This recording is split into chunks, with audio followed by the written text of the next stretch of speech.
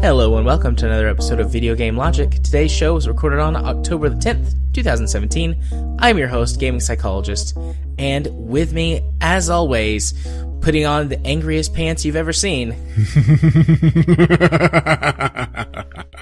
Caffeine Rage, and boy, I think I'm going to live up to that one. On today's show, we will of course be discussing the games that we've played. Loot boxes are corrupting AAA releases. Open Critic takes a stance against loot boxes. An RPG helps fight depression in Japanese people. Microsoft is rumored to want to extend its PUBG exclusivity for Xbox. Telltale will remove image of a real-life assassination victim from Batman: The Enemy Within. We'll have our weekly community corner and our weekly Steam Discovery Queue. Timestamps will be in the show notes following their respective topics. Good evening, Rage. How are you? Angry. But then again, I'm reading gaming news. Well, you're not angry yet. You're getting there, but you're not there yet, I don't think. You're just going to put me a couple more times. I'm just starting to turn green. Yeah, we were doing our inside baseball stuff, getting ready for the show, and you were starting to get a little frustrated. But we didn't, we tried really hard not to go into these in-depth discussions most of the time. If you want instant Hulk mode, just send me over to political news. Oh, God, don't get me started there either. Tennessee's been in the news, too, because Bob Corker's going ham because he's retiring, so he doesn't care what people think anymore, apparently. So, well, I don't know who this is, so. On the one hand, go you, Bob. On the other hand, why? We've been kept out of the limelight for the most part. Dare I ask what he said? He called the White House an adult babysitting service. It was him that said that? Yeah. Because I saw that earlier, and it's like, who said that? Yep, that's Tennessee Senator Bob Corker, the once governor of Tennessee. Well, he's not wrong. He came to my high school once. I didn't know who he was then. So yeah, that's this American life right here with me. No, that's a different podcast. It is. That's why I said that. I've been listening to several new podcasts lately, and I need to compile that question list that one of our listeners had with me on Steam so that I can ask you the questions and then also answer some of the ones that I didn't answer. Well, simple. 42, 40 plus 2. But I checked out a couple of new podcasts this week that are pretty interesting, and that was one of the questions he asked, like, what other shows do you listen to that aren't just, like, the podcasts you've talked about, like Co-optional and Podquisition and that sort of thing? I'm so behind on my podcast. I download them once every couple weeks, and then I have 2 days worth of audio. Literally 48 hours of audio. Yeah, I listen to podcasts constantly. I'm caught up on like my top 5 shows, but all of my other podcasts, I sort of rotate. Like they'll build up, and then I'll listen to all of the built up episodes and neglect the other shows so that they'll build up. Oh, so you like that build up, do you? Yeah, I do. But I've got like 5 podcasts that I listen to. Like as soon as their episodes go live, they go to the top of the queue. So hit the music. I see what you did there. But no, it's not time for that. It is in fact time for us to go talk about the games that we played this week. Rage. Both of us have a very short list. Yeah, mine is due to a very, very, very frustrating weekend for me. Shall I tell you about my weekend?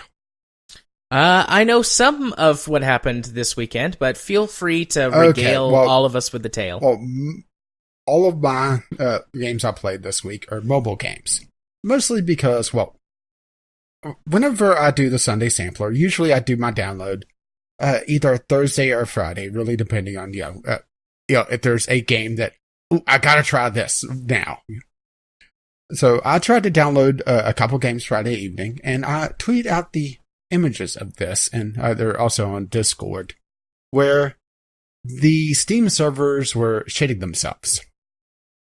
No, wait, I should take that back. They weren't, because that would actually give more bandwidth than what I was getting. I didn't realize that the timer on the estimated time to download could actually go over a year. I'm not joking. Wow. At one point, I had over a year on my download. I wish I was joking about that, but I was trying to download and I was getting bytes per second. That is pretty small. I mean, I downloaded faster than that when I was on a phone modem. So, that's the reason why there wasn't a Sunday sampler. I was on an extreme nocturnal sleep cycle then as well, so I was up till about mid-Saturday morning trying to get some sort of download working from Steam, and it just wasn't happening. And I was going between pretty much all the Steam servers. If you saw me going on and offline Friday evening, that's what was going on. I would change my download server, restart Steam. It would start the download at a little bit of a sluggish pace, and then it would just drop off completely. There had to be some sort of DDoS going on. And it wasn't my internet. I checked that. It was Steam. So, after that, slept till Sunday evening, or early Sunday morning. And the electric company was going to do line work in my area Sunday. And they posted notices around my neighborhood to say, power's going to go out around 8 in the morning and it'll be back on by 3. Well, then I get a phone call saying, well, our crews are delayed. They're going to start at 10, then noon. And eventually, I just gave up on trying to do anything Sunday. And, guess what? The crews never did the work in the area. So they wasted for nothing, which means my render day was Monday, which was usually the day I played something random for the podcast. So my entire game list is mobile games.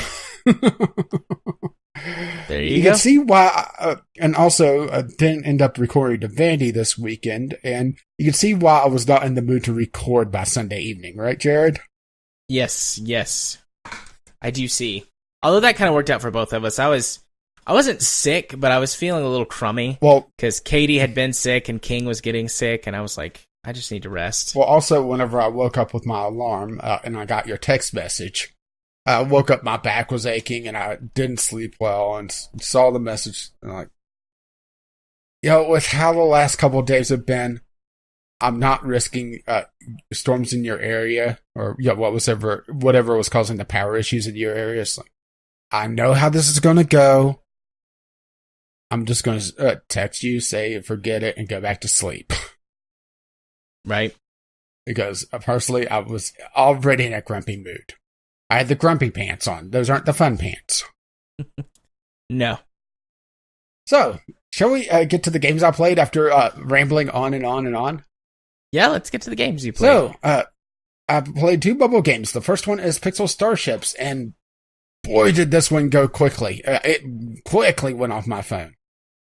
This is essentially a MOBA with the idea, or I shouldn't say MOBA, MMO, with the ideas behind FTL. Okay. A sort of the similar style, only no pulls, because, they can't really do that in MMO situation. There's a pretty big emphasis on PvP combat, but there's a fair amount of PvE stuff as well.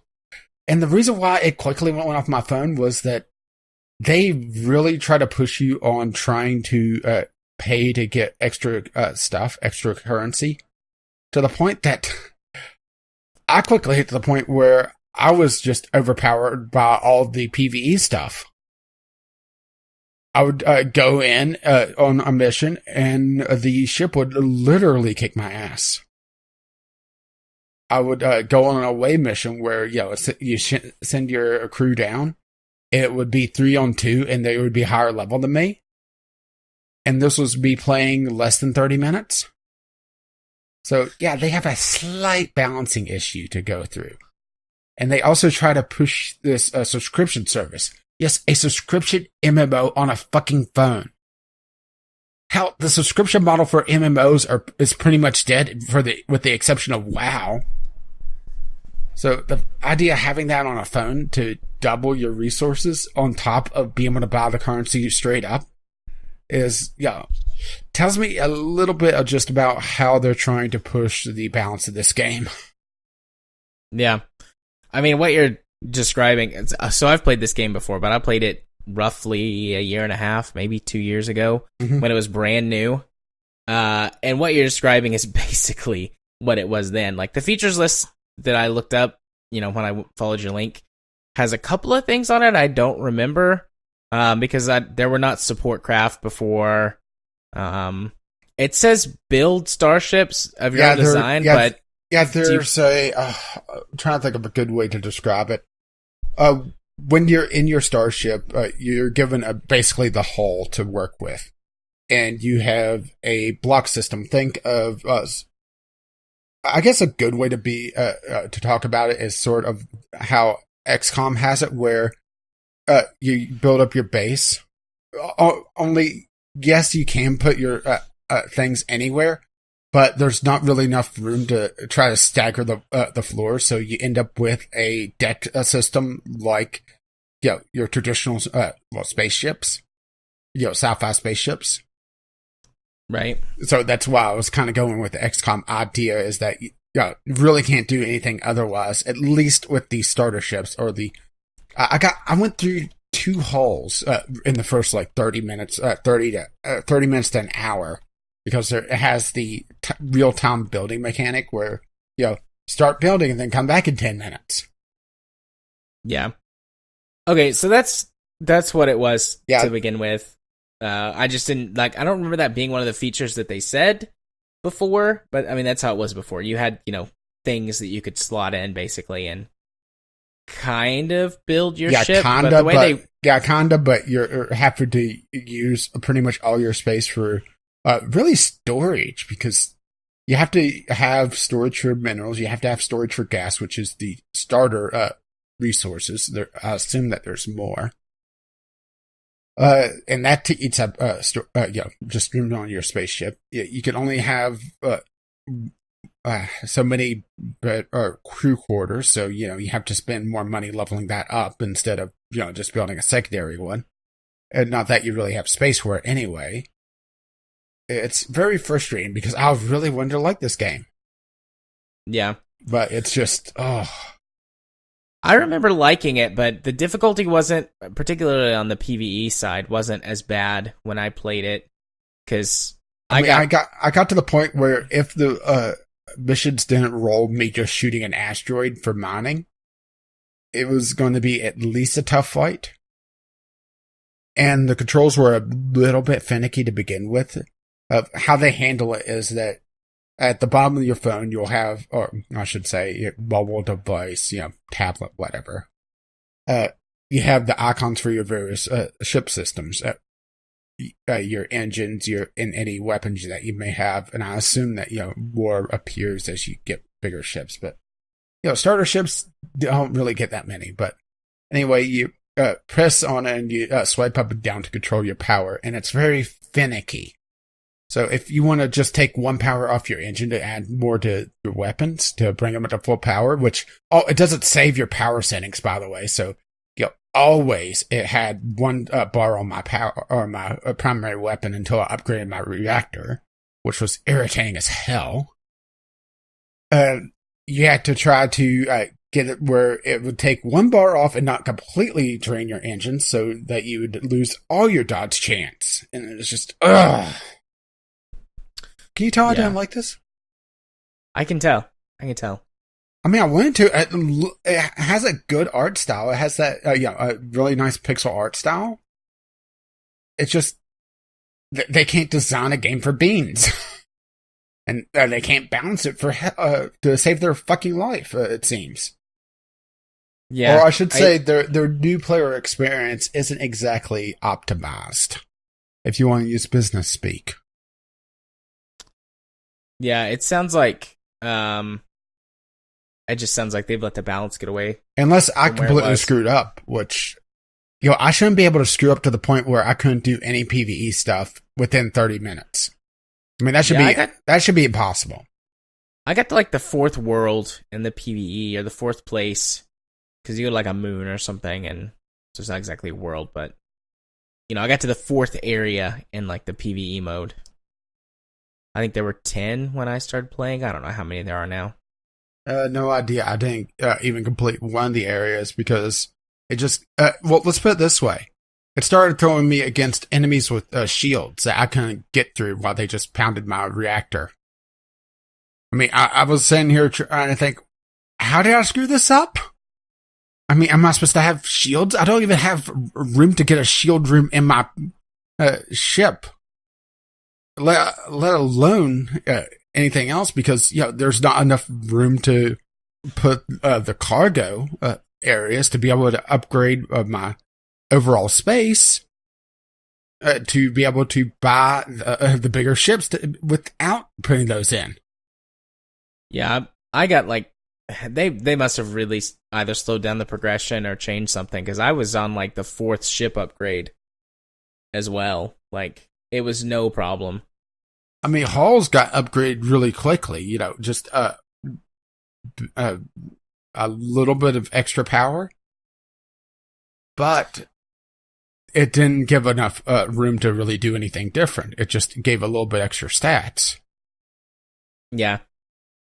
I think I was in a destroyer, or... I was in the mining vessel. Yeah, I was in either a destroyer or a cruiser. I don't remember which. But I mean, it was... Yeah. I can't go look it up, though, because I played it on iOS, or on my iPad at my old job, so... Oh. I can't recover my account. If I want to play again, I'd have to start over. Yeah, and it sounds like... if my experience is the indicative experience, probably not a good idea. Yeah. I'm not really interested in going back and playing it anyways, even if it was great. I have several mobile games I'm playing right now, like on rotation, that I enjoy, so... Yeah, well, I just wanted to try a couple to at least have something to talk about, because I don't think you want to hear about me playing matchmaking and crossed out, getting a little bit frustrated with just daytime matchmaking not being all that great. Evening matchmaking's fine, but also playing the market and building up to the point where I'm making epics to sell now. Fancy. I've gotten back into World of Warships. Uh-oh. I haven't played it a ton, but I've played it a little bit just about every day. But, I mean, I wasn't going to talk about it again this week. Well, I'm also Bronze 2 and Pinball FX3. Yeah, nice. Yeah, working up to being that Pinball Grand Wizard. Wait, does that sound wrong? Oh. You laughed harder at that joke than you should have. Probably. Anyway, let's talk about another mobile game. Vertigo Racing. This was another one that was suggested to me in the Google Play Store, and it looked alright. It looked alright. Didn't play all that well. This is, I would technically call this a runner game where you only really control the brake and the acceleration of the car, and everything else is controlled by the game itself. It tries to keep in the middle of the road, and I should say it tries, as in, it tries to do it, after having a few too many to drink. The problem with this game is that, one, the camera, but also, let's talk about the car first. The car, it doesn't try to do what you would consider a normal racing line. Okay. Okay. In literally any racing game where you have control of the car, which means pretty much all of them. If there was a chicane, a very gentle left and a very gentle right, very short turns. How would you approach that turn? It depends. I'm talking very shallow, just left and right. Very, very shallow. I'd try and run it basically a straight line. This Just game, hit it tries to go take a hard left, hard right, stay in the middle of the road, fishtail because it didn't take the line that you're expecting, and then go promptly off into the abyss. Nice. Yeah. And also it has several what I call fuck you moments, where this is a mobile racing game, so you could expect them try to spice it up a little bit by having jumps. And often the jumps are right before a very hard turn. So you hit the jump at speed, going usually at the end of a fairly long stretch, and you go sailing off the road into the abyss. Okay. And the game has a mini-map. It doesn't, at least it doesn't show it on any of the screenshots. It's default off, and the camera hides often in the trees. the camera operators had as many to drink as the driver, it seems. He's gone to take a nap in the trees. Yeah, it's about as useful the camera is as the cinematic camera in the GTA series. Okay. I mean, granted, this one usually stays behind the driver, but it will shift sides of the road, and also if there's tall trees, it doesn't really show it in any of the screenshots, but the tall trees will actually block the camera. There was one section on the snow map, or at least the first snow map. I'm not sure there's another one, because snow maps are usually a fun theme for racing games, where there's a long section of pine trees, and I use the term drone because it's kind of just a general way to call it, because this isn't a chase cam. A chase cam is usually directly behind the car, like you would expect. This is like an isometric chase cam. It's weird. And it's also fixed to the car, so whenever the car does that, fishtaily thing, the camera sways. Because of course it does, right? Absolutely. That's what you want, the camera to sway back and forth. Yeah, it simulates car sickness. But the camera is swaying back and forth, going through trees. You can't see a fucking thing because you don't have the mini-map on, because that's not on by default. And then there's a jump, and it tells you right off in the abyss. I don't know how this is so highly rated. I mean, don't get me wrong. Whenever you memorize the track well enough, it can be fun, but it's also very frustrating because it has a lot of, fuck you moments. Right.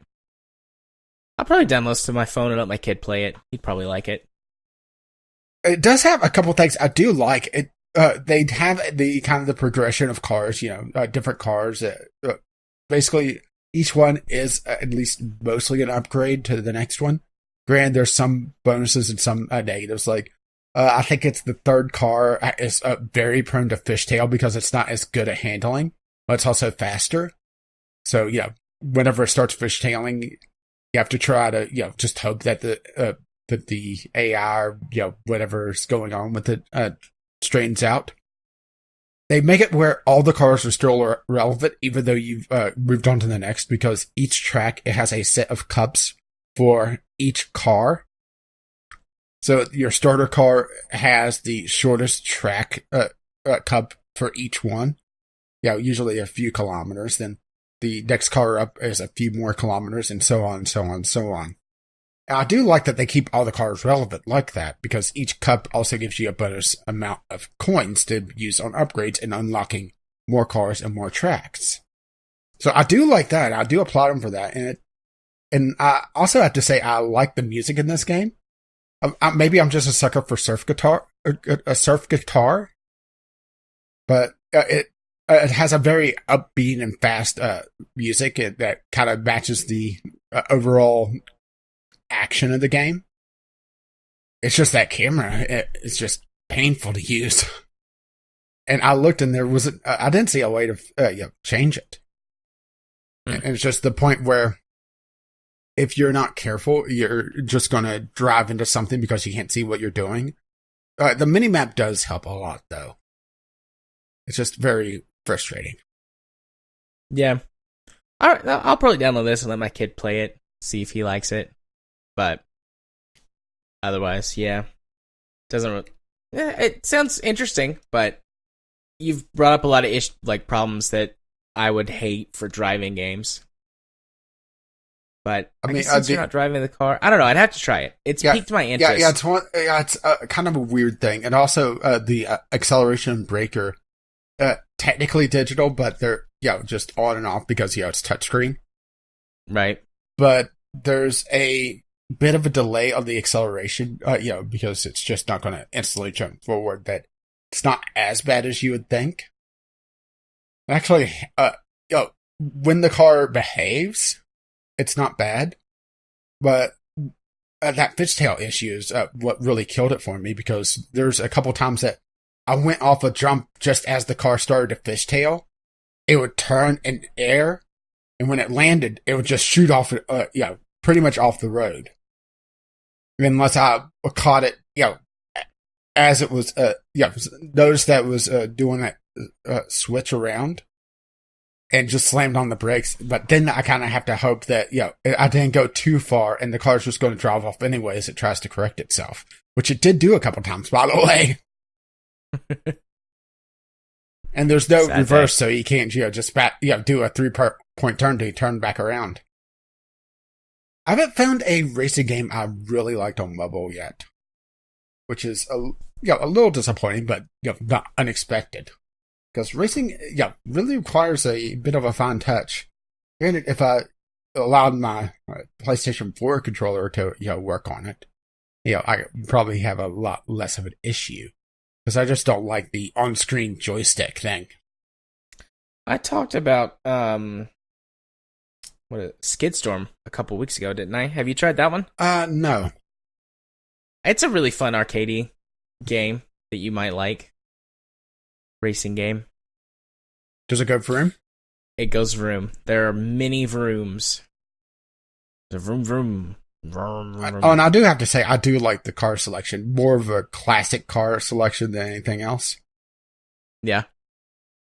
You can only see, Mustangs and, muscle cars so many times, and these are more, I would say, 50s, 40s cars. Right. And not even hot rods, just, classic cars. It's a nice selection. It's just, I really wish it didn't have that camera issue. And the racing line was a little bit more intelligent. Yeah, they've got 4 cars listed here in the screenshot. Yeah, there's, I want to say, a dozen to unlock.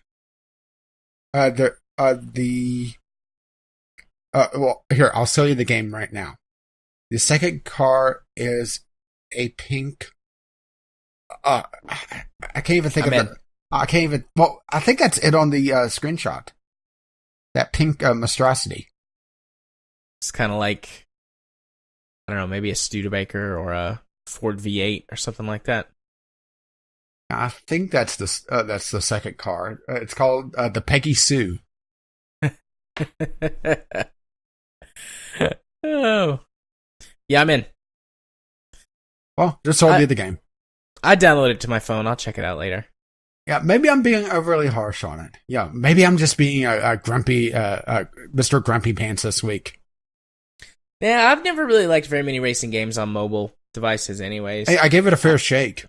I hate the ones that use accelerometer where you have to turn your phone to turn. That's stupid, and they never work right. I just like the ones that have, the sort of on-screen joysticks. Because those never work right, or you just you don't have the tactile feel, so you can't tell just how far you're turning, and you're blocking your screen. Yep. But not semi, but more, I guess, complicated racing games don't work again because you only have so much screen real estate, and if my thumbs are all over it, I can't see what I'm doing. That's not fun. Well, simple. Get smaller thumbs. Right. I'll just chop my thumbs in half. That would work. Yeah, remember, lengthwise, not the long way. Right. Because if you go at the knuckle, you just have these little stubby things. If you go lengthwise, then you have half of a long thumb. Maybe I could have 2 thumbs on each hand if I do it right. No, simple. You transplant your thumbs to your feet, and then you play with your feet. have no idea how this helps, but you have monkey feet now. There you go. I'd be like Curious George. Yeah, but I'm pretty sure you'd be a different type of Curious George. Indeed. What's George doing to the man in the yellow hat? He's just curious. And I've just ruined that book for you now. Oh, nope. You made it better. Curious George and the man in the yellow hat has an interesting relationship. You know, there was like a weird movie that came out in the 70s. It was French about this woman who has an affair with a monkey. A weird French movie? But this woman has an affair with a monkey. And like everyone is okay with it. Especially the monkey. I'm into a lot of things and can handle a lot of things, but animal sodomy just doesn't ring true. It doesn't work for me. Animals can't give consent. At least with that attitude. So I guess that's where I draw the line. So no Kids, bestiality for you, got it. No bestiality and no pedophilia. Okay, so we've gotten Jared's no-go list to pedophilia, bestiality, and clowns. Yeah. So, no child clown animals. Got it. That sounds good. None of that. I was about to say, you changed your mind that quickly? No, not having none of that sounds good. Okay. Okie dokie. Well, are you wrapped up? Yeah, I think so. Okie dokie. Well, I also only had 2 games this week. I just didn't have time to play very many other games, and the time that I did have, I was engrossed in X3 Albion Prelude some more. So I'm going to talk about that. Yeah, and Jared has a problem. I'm going to have story time like how I used to have for EVE Online. Yeah, but you're not dicking anyone over this time around. Well, as far as I know. I dicked those NPCs over. So I said last time that I was really, really trying to learn like much more in depth, just the intricacies of the economy and the what did I say it was called? Their god system or whatever that like generates or that manages the economy and all of the NPC stations and stuff like that. So I've been building my money, building up a couple of station complexes and getting more trading ships, like ones that I'm like not exactly manually directing. I've set them up on routines, but instead of it being like the fully automated universe trader, you just hit go when they go do their thing. I've put in like predefined or set predefined rules that they follow, so I have a little bit tighter control over them, and to hopefully keep them from wandering into pirate systems and getting blown the fuck up. It sounds like you're talking from experience there. Yep, I've had that happen a few times. I mean, you can outfit your universe traders, try and have drones for defense, and they'll try and max out their ship shields and stuff like that. But if they wander into a pirate sector, they're pretty much fucked. Unless they can quickly jump to another system. Yeah, but they're not that smart to say, wait a minute. No, when that happens, they'll switch to like try and retreat to dock at the nearest station or fly through the nearest try to dock to the gate. Nearest station, and it just happens to be the Botany Bay. Botany Bay! Oh no! But they don't automatically, like you can't even set it to where that they'll automatically just use their jump drive to escape. They have to fly it at sublight speeds to either dock at a safe station or fly through a warp gate. And in the big pirate sectors, they'll just shoot all of the drones out of the sky and then blow up your freighter. And then so that's happened a couple times. Yep. Thanks for the loot. Thanks for 10,000 energy cells. We appreciate it. Yeah, I don't know what we're going to do with them all. But so anyways, I've been building up complexes, getting more and more trading ships working, and I finally decide, okay, I'm going to build this big ass complex that produces every weapon that I can produce from this one race that I've got like the highest rating with, and they let me buy all of their stations. Particularly everything that uses like 3 specific resources, so that I don't have to have like an entire support network. I can use stuff that I already have in place to keep this station running. And so I do. I build this station and I put it in a border sector between two of the alien races, so it's a high traffic area. It doesn't have great security, but good enough, I think. So I put the station there. It starts to build up. It starts to increase the number of NPC traders that are coming into the system.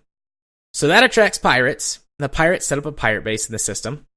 Like you do. I'm like you would do to try and, take control of something like that. You'd smell the rum from your base. And I start getting all these warnings, like, oh, your stuff's under attack. I'm like, what? So I go look at that system, and a pirate base has spawned. I'm like, well, fuck. I guess they were attracted to the increase in commerce, and it's not a high security area. So I have Yarg! I have a small defensive fleet, but nowhere near enough to take on a pirate base. But I send all my ships there and set them to defend the station, and just hope to God that I can defend my 40 million credit investment until I can figure out a more permanent solution. So I go online and I'm like, what can I do to kill these pirates? And it turns out that you can change the security rating of a system if you can build it up enough. So the best way to do that is to increase just massively the amount of NPCs that are flying to your sector. And then basically the god system is like, we should protect all of our stuff that's here because we have so many ships flying through and there's pirates. So what I did was I used my growing wealth to go onto the commodities trading market. I bought every single commodity for all of the weapons in that area of space in a 3-system radius, so that you could not buy weapons or shields or missiles or ammunition or anything without coming to my station. And then the government comes and busts your monopoly. No, they did not do that. The traffic in that system got so high that it bumped it from border security to core system security, and the Argon Navy showed up and blew those pirates to hell. And then I sold all of my commodities because it was really causing a strain on the system, and I didn't want to completely break everything. So I sold all the commodities. Break everything, but you bought every single weapon in how many sector area? It was a 3-sector radius from my system that I was in. So didn't want to break lot of stuff. I didn't want to break it that much. I wound up breaking even. Some of the commodities I sold back, or when I sold them again on the commodities market, I made money on them. Some of them were super low demand anyways, and I lost money because of the broker fees and stuff. So I about broke even. But that only cost me 50 million credits to do. Oh, well, so only 50 million?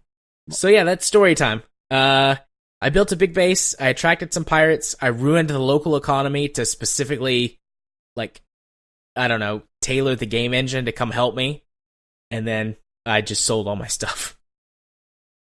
So that was fun. So if you enjoy that sort of thing, just buy this game. It's amazing for that.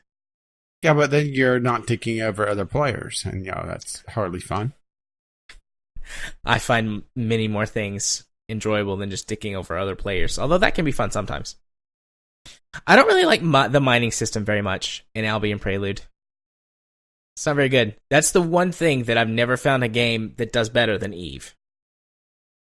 Because it's the right amount of both, really deep. There's a lot of things to consider when you're mining, but also it's not super intense. You just use mining lasers and you park and you mine when you're actually ready to do it. And all these other games, there's you gotta blow up the asteroid, and then you have to collect the stuff, and then you have to move to the next one and scan it and blow it up. It's I get that that's more realistic, but sometimes it's better to sacrifice realism for fun. Well, look at it this way. With this system, you can just sit there and go, pew, pew, pew, pew, pew. No, I sit there and go, all right. I've actually assigned all of my mining ships to a wing. So I command, they have a wing commander, and I assign them orders to just go mine in systems. And the game will regenerate asteroids and things in a system, but you can strip mine some of the smaller ones in a few hours of play. And I just have them go strip mine the system and drop all the resources off at my station. It's like, look, we have bonus ore. We didn't have to pay for this, technically. I mean, I had to pay for all the ships, but they've paid for themselves many times over at this point. So yeah, that's my X3 Albion Prelude story. Yeah, I guess I should explain why I chuckled when you talked about your big ass complex. Have you ever seen the SKCD a comic about sweet ass whatever? The moving the hyphen one over at your ass complex. And then I thought, that's Jared. Yep. It's my ass complex. No, it's like it's like this big string of spaghetti. Building station complexes, once you get past a couple of stations, gets complicated, because if you do it wrong, like, it creates this like tubing that connects all the stations together, which I assume is supposed to be like, I don't know, turbo lifts or something. But the tubing can block the docking bays and things. So you can actually make it to where ships can't land at your station. So, like, I've got this weird, like, cube thing, and I have to, like, very carefully, like, okay, this one goes here, and then in this order, and in this order. That way the tubes don't snake around each other. It's a mess. There's a mod that removes the tubes, but unfortunately it's very out of date, and I'm scared to install it for the fear that it breaks something. Well, so you just need to, sit down some weekend and do proper cable management. You can move that stuff around when you get a tractor beam, but I have no idea where to find a tractor beam. And all the guides online are like, whenever you find stuff, it's like, this just randomly appears sometimes. It's like, well, fuck. Well, simple. You just set all your traders, find tractor beam. I could write custom scripts and watch for them to do that. All go to the pirate sector. One day I'm going to blow up the pirates. That's my goal. I'm going to blow up all the pirates. Yes, but I mean, the not system today. can spawn... Yeah.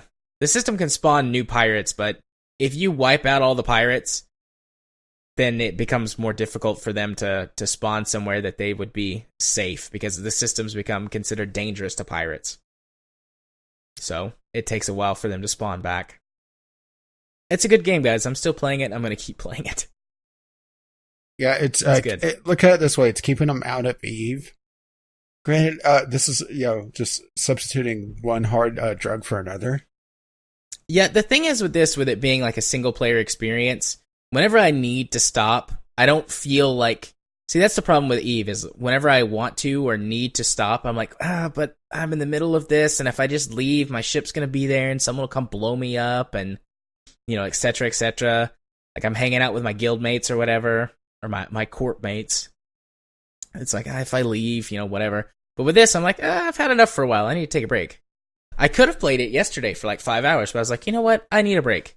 So I'm not going to play X3 tonight. And I watched YouTube videos and got some work done. I got like 4 videos rendered last night. But yeah, that's enough for X3. Moving on to the other game this week, the one that probably most people would be excited to hear about is Cuphead. I bought Cuphead and played it. Actually, I wasn't going to buy it. At least not yet. I was going to wait for it to go on sale. But the other night, Katie and I were driving home from somewhere, and we were just talking. Well, usually you're driving home from somewhere. Fair enough. But I told her about it, and so she looked it up, and she's like, this looks amazing. Like, she really loved the art style, and she's like, tell me more about this game. And so I started telling her about it, and like comparing it to other games that she knew, and I was like, well, it's like Mario, but... That's actually what I said. I was like, based on all the games it's like Mario if Mario had guns and was like 10 times harder. Mario had guns? Well, he has guns now, but she doesn't know that. But anyway, she was like, I mean, we'll buy it, and if I don't like it, then we'll just refund it. So we bought it, and we've been playing it, and she absolutely loves it. We've played Cuphead probably 10 hours this week. It is a great game. And I'm really surprised that I like it too. Part of the reason I like it so much is that I'm playing it with Katie, and there's very few games that she enjoys playing with me for long periods of time. But we can sit down, we played Cuphead Thursday night? Yeah, Thursday night for like 3.5 hours. Because we didn't have the kid. He was at my mom's house. and we just played and played and played until she was like, okay, I have to go to bed because I have to get up for work in the morning. So for anyone who doesn't know, Cuphead is a super, really hardcore, difficult, like run and gun platformer. Run and gun. Yeah, run and gun platformer. Think old school Contra. Right. And it has a hand-drawn, like a genuinely hand-drawn art style that replicates cartoons from like the 1930s. And that is the biggest selling point of the game. I mean, that's what has everybody the most interested, like right off the bat. That was what drew everyone to it when it was first announced, like, I don't know, a couple of centuries ago. Yeah, pretty much. I mean, when they originally announced the game, it was current art style. Yeah. And that art style holds up throughout. We're in the game is divided into 3 like major worlds, or 3 like major portions of the overworld map, and we're in the second portion. And every boss, we're always so excited. Like, we'll read the description of, whatever the boss says and be like, "Ooh, this sounds interesting. Let's see what this boss looks like." And the art style is great. They do a good job of emulating that style of the 30s without falling into a lot of the pitfalls, because cartoons back then were very, very racist, extremely racist. And they avoid a lot of those pitfalls. So it's more like an homage to it as opposed to just like a straight copy, which I was glad to see. What, you mean Donald Duck's not a Nazi in this one? No. I have seen that, where Donald Duck is a Nazi. That Disney cartoon from the 40s. It does explain a few things. There's some weird shit, though, that they've put in. Like, some really weird shit. Like, there's this... One of the boss battles is... It's the first boss battle where you're flying in the planes. And she starts out as just like this girl, and then she transforms into, I don't know, like this half bicycle, half blimp lady. And then she she uses some kind of like horoscope based power, I would assume, to transform into like Taurus and Cancer and like different like star sign. Cancer, she turns into a loot box? Like interpretations of them, haha. And then eventually she turns into like a giant moon that shoots out spaceships, and it's like, what the fuck happened here? And then there's... Have you watched some of the 1930s cartoons? No, I have. But there's a lot of really weird shit. Yeah, opium was involved. But the art style looks really good. It holds up throughout. The soundtrack is amazing. It's all 20s, 30s, 40s jazz music of varying styles and tempos, things like that tend to reflect the boss. Like, bigger, sort of scarier bosses will tend to get slower, sort of deeper jazz music, whereas like... Yeah, there was some big band in there as well, from what I've heard, just watching a few videos. Yeah, there's some of that. There's 2 or 3 original, like, songs that we've found so far, like, that have lyrics and everything that are just about a couple of characters. There's one that opens up the game where it talks about Cuphead and Mugman, which is player 1 and player 2. So I'm Cuphead and Katie's Mugman. But the soundtrack is great, and so far the soundtrack and the art style have not felt played out at all yet, despite 10 hours and many deaths. We got to an area that it was like a wishing well or something you could walk up to, and you could interact with it, and it would tell you how many times that you died, and we've died 465 times. I was about to say, has it entered scientific notation mode yet? Well, we're not even halfway through the game, and the bosses continue to get harder. So I guess I'll just move on to that difficulty, because the game's difficulty is, aside from the art style, like the biggest selling point of the game, because it claims to be a genuinely hard game. And I would compare its difficulty to arcade games of, the 80s, late 80s, early 90s. Ooh, that hard. It's very hard. Very hard. The quarter eaters. It would be a quarter eater. It would be a perfect quarter eater game. It does have an easy mode, which what the easy mode does is it doesn't lower the difficulty of like attacks or slow down any of those. All it does is it shortens or reduces the health of all the bosses so that you can beat them quicker. But easy mode punishes the player because you can't collect the devil's contracts. So the story of the game is Cuphead and Mugman go to the devil's casino and bet the devil their souls, basically, and they lose. And like you do. They're like, please, devil, please give us our souls back. We're sorry. And he's like, well, you two look strong. If you can collect on all of my contracts with other people, then I'll give you your souls back. And so you have to go fight all of the bosses to collect all of the devil's contracts. Yeah, because he's definitely not going to double cross you, right? Yeah. But if you do it in easy mode, you don't collect the contracts. It defeats them and it opens up the areas, but you don't get the contracts. So you can't actually do the last two boss fights without the contracts. So if you play on easy mode at all, at any point, to get past a boss, you can't actually complete the game. Also, you have to have all the contracts mode. Yeah, you have to turn in all the contracts to the devil in order to fight him. So can't do that if you don't get the contracts. Well, my big question for you is actually about the platforming stages, because originally this was going to be essentially a boss rush game, for lack of a better term. Run and guns? Yeah, the run and gun section.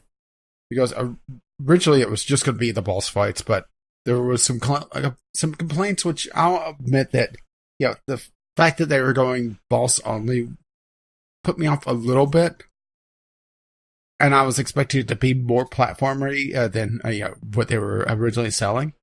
And that's probably the reason why we saw such long delays on it. Well, some of the boss battles themselves can be incredibly platformy. All of the first set of bosses are basically static, like you have a screen that you stay on. But once we got to the second area, those stages move, and there's a lot more platforming elements to those bosses. Yeah, I saw Boogie, well, I shouldn't say beating, more like attempting to. This guy, he starts off in a bumper car. Oh, that's the clown. He was the last boss that we beat tonight. Yeah, I can't remember what he was exactly, but I remember that he started off as a clown or in a bumper car. Yeah, and that gets weird. He's tough. He was really tough. Katie is not the best at the platforming, so she did all right in the first section. Well, okay, let me answer your question before I move on. So the running gun sections, they're not bad, but you can tell that they were not the focus and they were sort of tacked on. They're really, really short. They're not very difficult. They've got a lot of what's going to kill you most in those is surprise, here's a thing that, just jumps out and wipes you out, basically. There's one where you have to fight bees or something as you run through the platforming level. Bees? Not the bees. And you go through and it's no big deal, really not very challenging. You get to the very end and there's a boss bee that flies across the screen and hits you and knocks you down. And if you're unable to land on one of the platforms, which they drop once you land on them. So if you're unable to land on one of those and recover, you fall. And if you fall, you die. It doesn't matter how much health you have left. If you fall, you die. So they're okay, but nowhere near as good as the bosses. The bosses are very clearly where all of the work went into. Yeah, understandably so, because there's a lot of character in that. Yeah, there is. They're all really interesting. They all are super detailed. They have great looking animations. There's a ton of stuff going on in the background. Particularly on difficult bosses where we were having trouble, every once in a while I would just kind of stop trying and pay attention to what was going on around me. And then be oh wow, there's so much little detail. For example, on the clown level, actually you can see a lot of the attacks being choreographed by what happens in the background. There's the roller coaster as it goes around the track. You can see it in the background as it's climbing back up the hill to get towards you. And as soon as it goes off screen, you have about 5 seconds before it comes in to attack you. Every time. So that was pretty neat. There's other examples. A lot of attention to detail. Yeah, a lot of attention. Yeah, there was a video. This week, obviously, just a quick highlight of how they did the animation, and they actually did hand draw it. They did inking onto paper from a sketch, essentially. and digitize the ink and then paint it on computers for each cell. Yeah. A lot of work went into this game. This wouldn't be a AAA game. No. I tried playing it a bit solo too, and it's much less fun solo. Part of that is because I don't really typically enjoy this type of game. It's fun, but after like the 10th death on most of these bosses, I'd be like, fuck it, I'm done. But so Katie enjoys it though, so that's what's keeping me like going after dying so many times. But it really is a good game with solid gameplay mechanics. My biggest issue that I had at the beginning was its control layout is dumb. It puts all of your major buttons on A, B, X, and Y, which I'm using an Xbox One controller to play. The face buttons. So it puts all of the actions on all the face buttons. But basically, you need to be shooting 100% of the time. And so that makes it difficult to use any of the other buttons because you're constantly holding down, by default, A to shoot. So all I did was move that to right trigger. And I'm, like, just for my own personal sake, I mapped a couple of the other buttons differently. But just, I don't know why they have all four buttons on, or all four of your primary things on the face buttons. It doesn't make any sense. Well, four face buttons. Yeah, makes sense. I guess. I was being sarcastic. Yeah, fair enough. But that's the only issue I've had with control at all. It feels really responsive.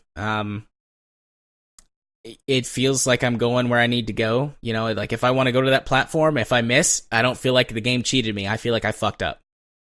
Like I jumped too soon, or I jumped too late, or I timed my dash improperly. So it's tight, it's hard, but it's fair. That's what she said.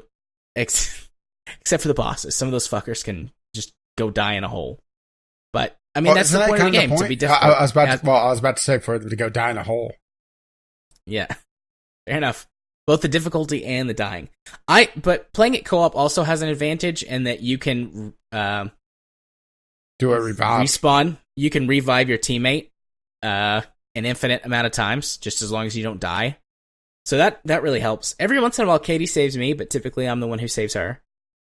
But also, I don't feel like I'm doing all of the work either.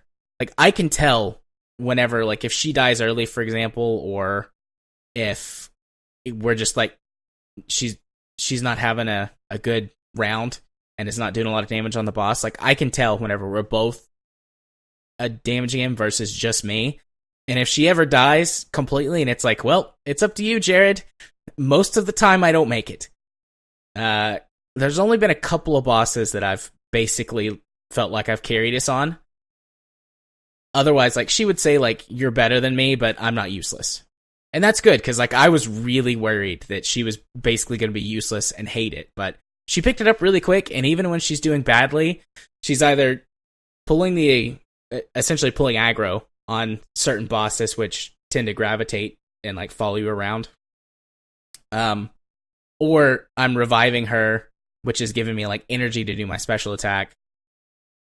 So, charging your even ultimate. if she's doing, even if she's doing really badly, she's at least feeding me energy to charge my ultimate. So, it works out. It's been a really good experience. I was surprised at how much I liked it. I was surprised at how much I thought that it was just a good game, because I don't typically go for this kind of genre. And I was really surprised that Katie really enjoyed it, but pleasantly surprised in all of those things. So, I don't have any super major complaints yet. Nothing, like, typically I would probably say, like, this game is unfair or hard, but because that's basically what the game is trying to be, it's fine, and it does it well. I don't feel like I'm being cheated, despite the fact that the devil cheated me. Uh-oh. And also, it only took us, like, 3 or 4 minutes to get through the tutorial. That was because Katie kind of struggled with the timing a little bit more, but it did not take us 10 minutes to get through the tutorial. Well, we need to get Katie a gaming blog then. I recorded that. I gotta put it up. I recorded the tutorial in, like, our first attempt at the first boss. There's no audio. Like, we aren't talking. It's just game audio. But still, it was fun. It's a good game. I don't know if we'll beat it. I'm getting a lot closer to carrying because there's so much more platforming involved with the bosses in stage 2. And Katie just, she can't do multiple things at once. If she's, like, dodging and shooting at the boss, like that's fine. But dodging, shooting, and platforming at the same time, she can't handle it. So the first 3 bosses we fought in stage 2, she's only made it through the first phase of the boss. And then I've had to finish it off. And that took a while. But she'll get there. She's getting better. Plus, I don't mind. I get to play video games with my wife, which doesn't happen very often. I guess one final thing, too, that lends to that is that it's very quick. Like, on the runs that are successful, it's like a minute and a half is how long that they take. So either you're, like, dying a lot and going through, like, you don't feel like you're losing tons of progress. It's like, oh, I made it a minute and I died. Well, let's try again. And it's like, oh, minute 47, I beat him. Sweet. Yeah, the only thing I really don't like about the game that I've seen is I'm not a big fan of how they display the health. It's not something that you could just... No, I'm serious. It's just something I noticed immediately was that they display the health as a number instead of, like hearts. And for something where it's this difficult and you need to keep track of how much health you have, it's not something that you could just glance at. Especially since it's off in the bottom left corner. And I'm assuming player 2 would be bottom right. Yeah. And I wasn't, like, about to, like, contradict you or anything. I was actually just, like, breathing. Oh, I was about to say, what are you laughing at me for finding a criticism for a game I haven't even played? No. That is really difficult for Katie. She's like half the time I can't keep up with my health because between all of the stuff happening on screen and the fact that it is in the corner, I haven't had a problem with it. So I don't know if that's just like my experience as a gamer or it like I actually just like keep track of how many times I've been hit. Well, that's in my probably head. what you're doing is you're just keeping track and not using the hit counter. Yeah, well, Katie you always start with 3 health unless you purchase the power up that gives you 4 health. So it's like, all right, I've started with 3 health and I've been hit, 1 time, 2 times. And then once you start getting revived, you only come back with 1 health. So at that point, it's like, I've been revived once. So from now on, I've only got 1 health. I completely forgot to mention that. There's a store, an in-game store that uses in-game coins that you get for completing the run and guns and then getting like really high scores on the bosses to buy upgrades and like different weapon types and things like that.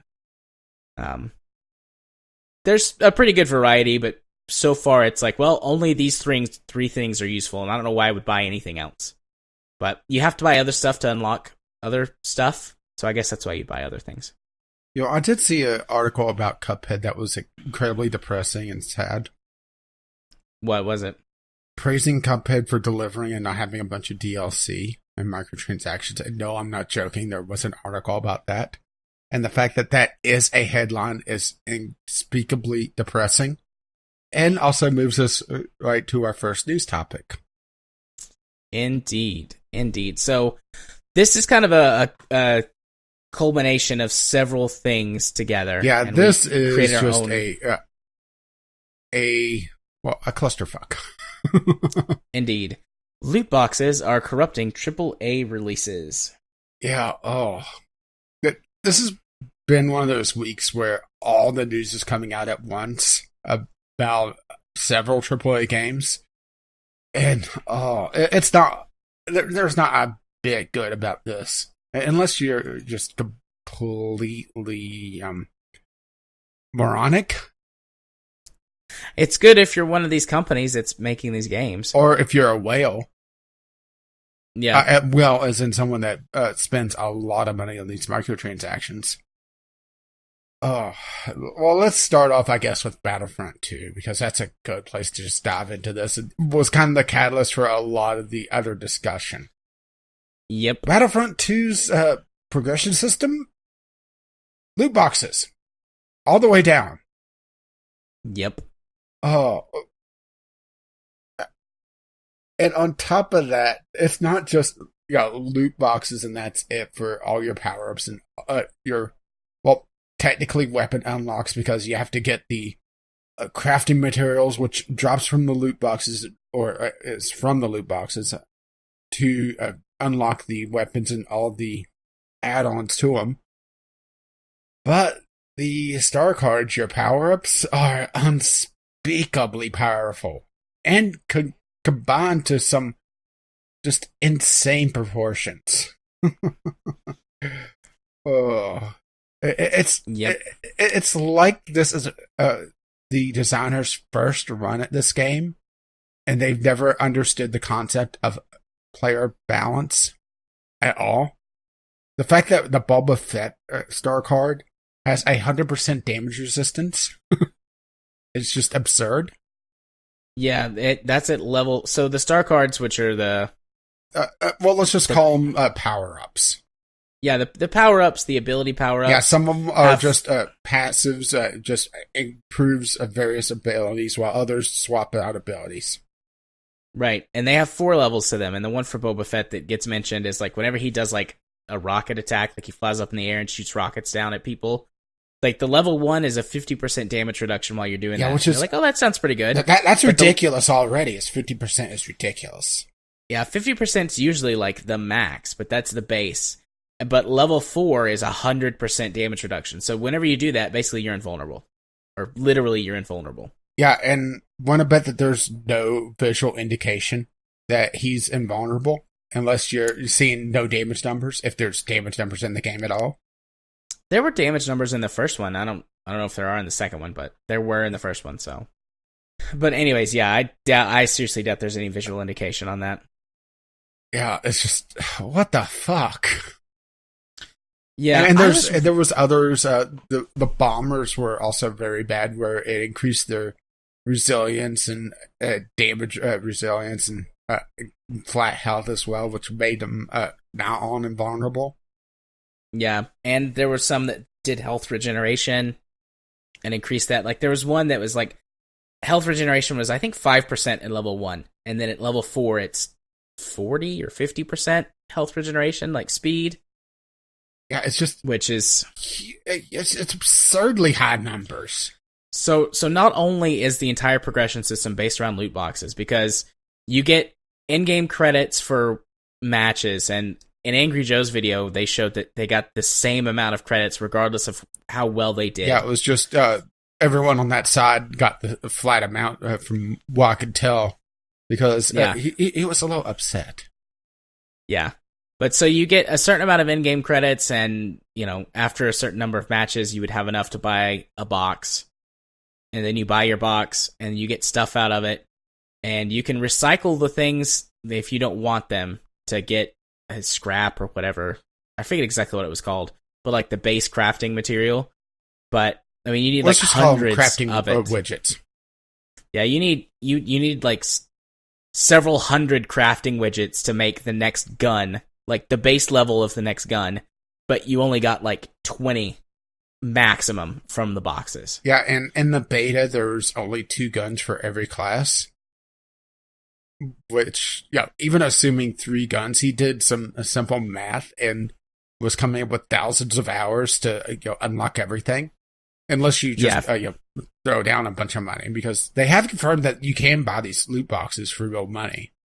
It's just not available in the beta. Oh, and also, on top of everything, there's also cosmetics in the boxes to just eat up that precious space. Yep. Which usually cosmetics are, the prize in the boxes, but now they're the booby prize. And I think it was Angry Joe that said that you can't recycle the cosmetics unless you have a copy of them. Yeah, I hadn't seen that in his video, so it must have been someone else. Unless I just kind of, glanced over it or didn't hear it, because there was one place where he was looking and you could see the angry twitch. Yeah, granted, he probably was playing it up a little bit, but he was generally pissed. Yeah, there's also been a lot of other stories and YouTube channels and stuff, so I might not have heard it from the Angry Joe video, might have heard it from someone else. But someone said that you can't recycle the cosmetics unless you already have one. So you can only recycle duplicates. So the Overwatch method. Right.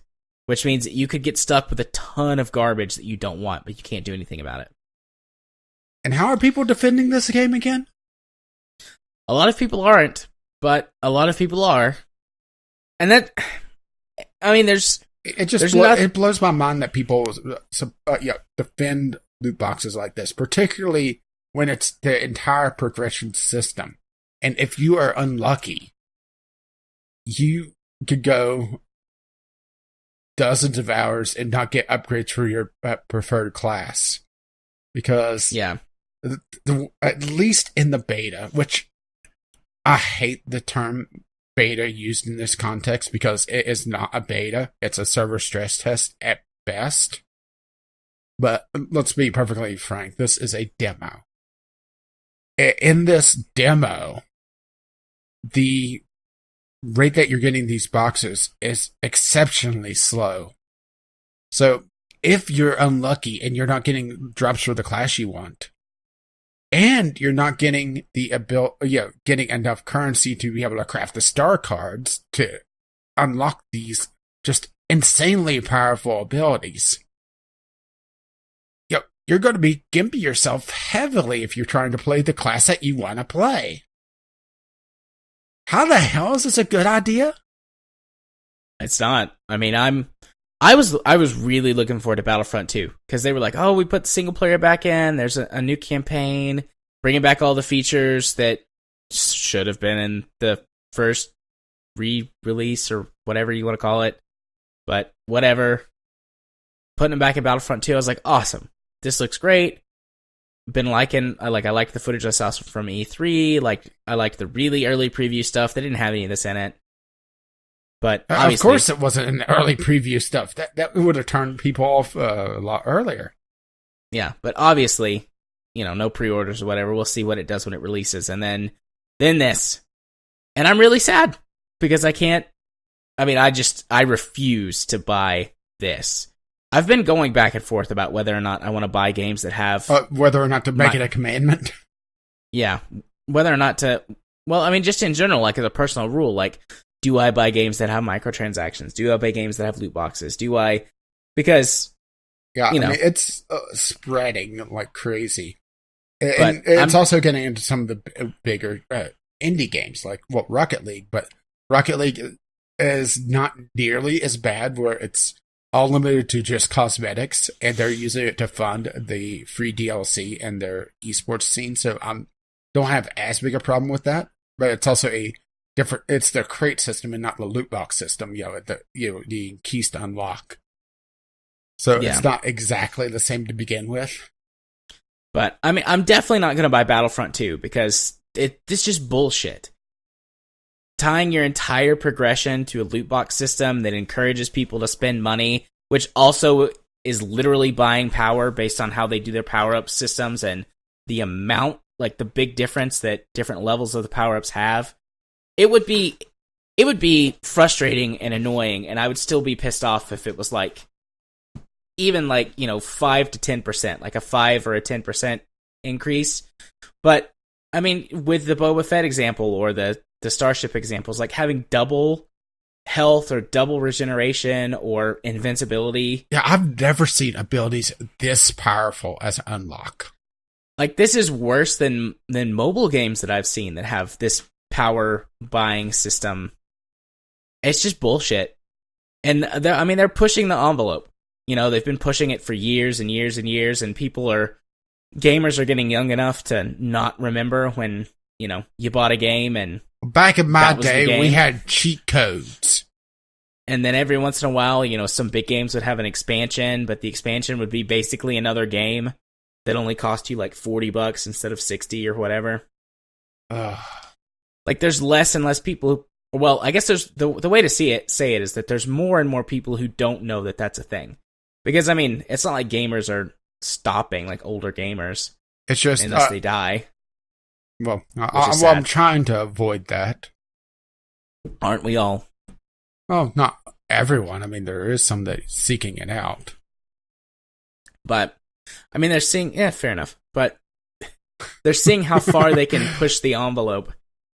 And they're gonna keep going. I mean, they'll stop at some point. I don't know where that point is. Honestly, some point. I think it's when the ESRB steps in.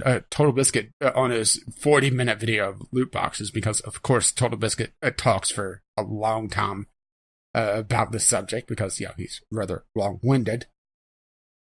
He was talking about how the ESRB should make these games at minimum mature rating, if not adults only, because this is gambling. How could you say that this isn't gambling? Not only is this gambling, but it's exploitative. Like, this is... I'm not sure if I want to go so far as to say it's extortion, but if it's not, it's damn close. Particularly whenever it's tied to such a key aspect of the game. I mean, hell, the Shadow of War example, where we're seeing now where the last act of the game, unless you knew beforehand to play a certain way, you either have an exceptionally long grind or you buy loot boxes. Yeah, so jumping from Battlefront to that, there were a couple of reviewers that actually played through the game to the end, as opposed to just like, I don't know, doing a first impressions review. Or... Yeah, well, let's be perfectly honest. What I do and call first impressions, a lot of people would call a review, just because I usually go 2 to 6 hours depending on the game. Yeah, and usually that's not what I would comfortably call a review. But there's a few times that I could have called it review and not, been too far off. Yeah, but so anyways, people who've played the game like truly to completion, in order to get like the true ending or the best ending or the complete ending.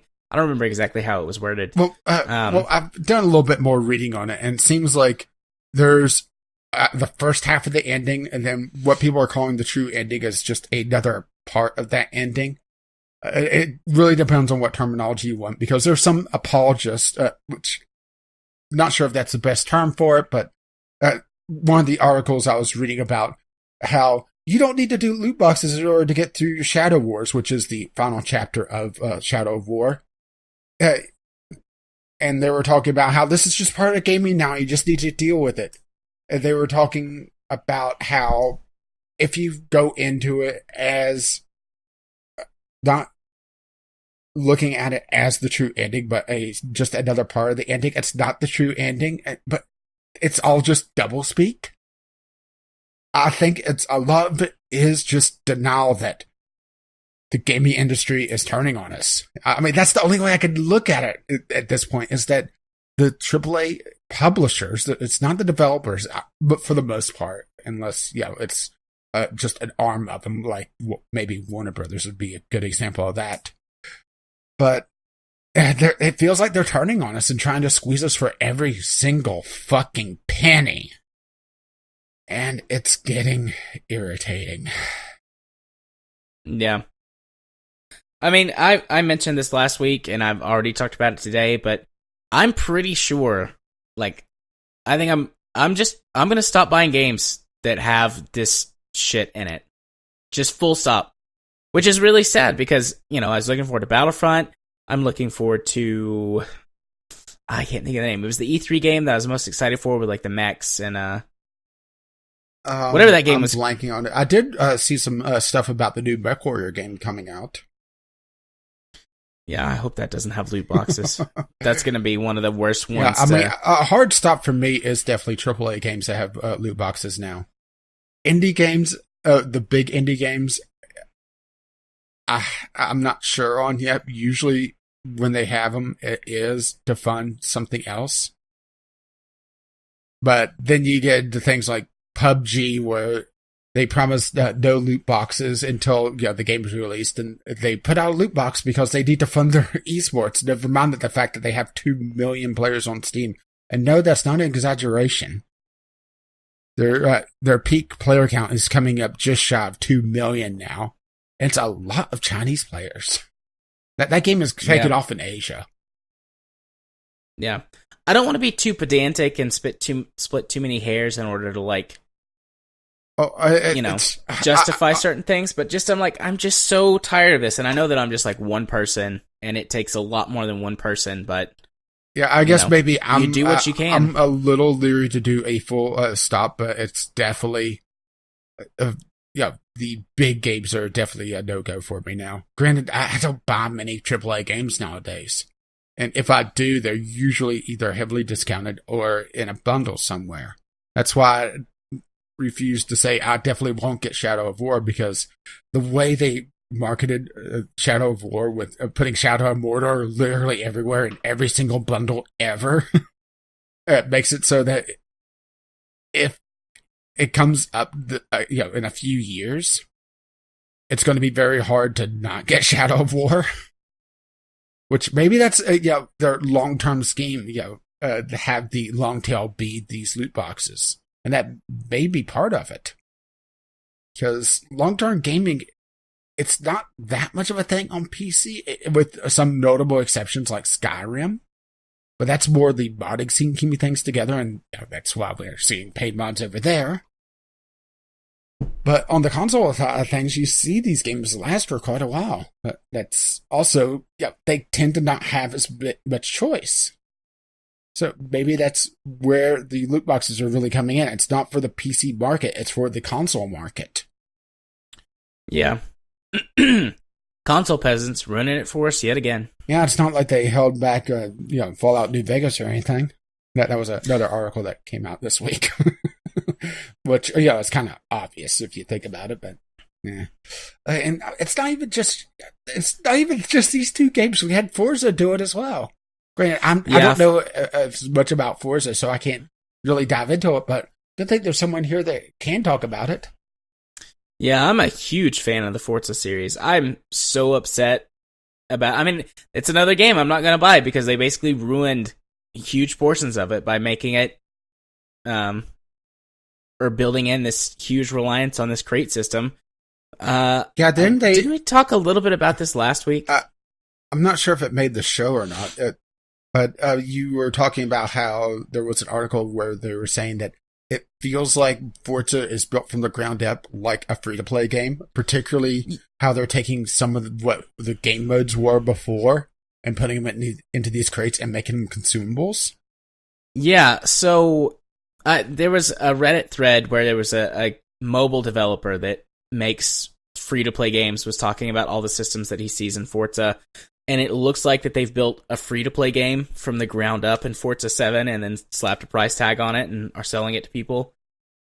And one of the things that they've done, the Turn 10, the developers, in all other Forza games, you could tweak settings, and basically it was like a risk-reward thing. You could make the game more difficult by taking away driver aids and making computer cars or opponent cars harder, making them drive better.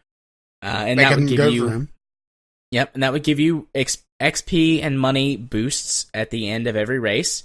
Or you could turn the driver aids on and make the AI dumber, and it would take away those boosts. And you couldn't go below 100%. Like with all of the aids turned on was like the base at 100% reward. And then, the more difficult you made it for yourself, the more reward you got.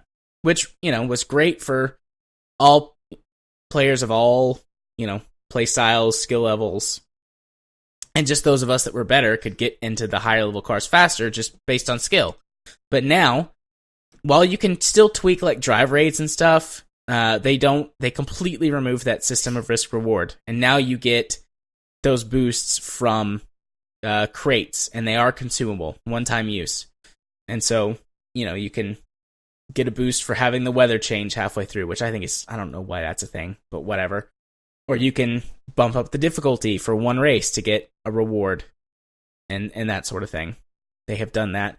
They've also jacked up the price of all of the cars in comparison to previous Forza games in order to make everything more grindy. They've removed a lot of the customization options that you can get for cars in terms of like performance components and things. They still have the cosmetic. Oh, well, I'm glad they left all the cosmetics in place.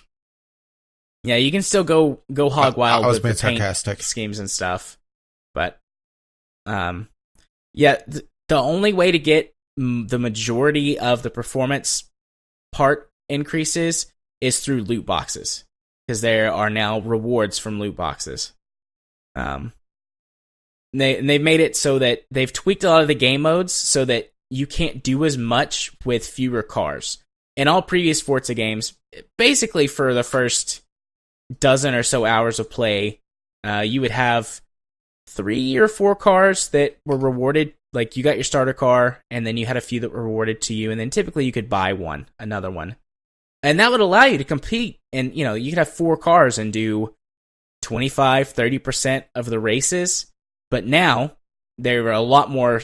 All of the race circuits are a lot more specific to what types of cars you can use, or what makes and models or years, meaning that you have to have a lot more cars. So you have to, again, either grind a lot more to get the in-game currency to buy the cars, or, hey, buy loot boxes. And you can buy loot boxes with the in-game currency. If you win, and you don't have... Wait, at least this is based on the reports. I have no first-hand knowledge of this, but based on another article that I read last week, which we should try and find. They were saying they would take you like 2 to 3 race wins to get the base level box with like no guaranteed like rares or anything like that. And it would take you 5 to 6 races to get the second tier. And that was if you won and had none of their like consumable credit boost things on. It's just bullshit. They've turned it into what is it that a fee to pay, or no, they call it pay to earn. Yeah, there was Ars Technica article that was calling it pay to earn, which is not wrong. No. And it sucks because I love the Forza games. You sound extremely upset about this. No, I'm not. Picking on you about that because, how did we get to this point? I mean, that's kind of the thing that really gets to me, is that I'm looking around and looking at the news, and I tweeted this out this week that it feels like I need a hobby to get away from my hobby because it's pissing me off too much. Yeah. The gaming industry does not do a good job policing itself. It doesn't have the unions and things like other entertainment industries do. Yeah, there was a brief thing earlier that I was watching talking about how the gaming industry is the only industry that doesn't pay any royalties. This was on Jim Sterling's Dreamquisition talking about how the $60 game is a lie when you consider that they piecemeal off all these things, and now the loot boxes just add to that. But there's no royalties whatsoever. And we did we've talked before about how the voice actors won royalties, but honestly, the voice actors are kind of on the lower end of where I would expect royalties to start to work their way in. Because hell, the writers, the developers, I mean, they don't get royalties either. Yeah. I mean, the gaming industry needs regulation and unions. Because in the film industry, like, everybody's got a union. There's unions for I'm the surprised camera that there's crew. not unions for unions in the film industry. As a matter of fact, there probably is. There might be, yeah. But I mean, they have a ton of unions. And if you work on a film crew for, big Hollywood, independent films and stuff are, different. Like, they have all the rules, but they don't have the money. But if you work on a big film crew, even as just like, a cameraman or a sound person, as soon as you go over a certain time, like, you start making double and triple time, and you get paid well for the work that you do. You're treated well. There's a lot of regulation. Well, there's also the 30-mile zone and around Hollywood, and that's why a lot of just offset footage kind of looks the same. There was a Tom Scott video about it, about the 30-mile zone, and while a lot of old sci-fi looks the same, it's because they kept using the same shooting locations, because of the 30-mile zone, if you go beyond that, you just have to start paying a lot of travel expenses for your actors. A lot of extra pay.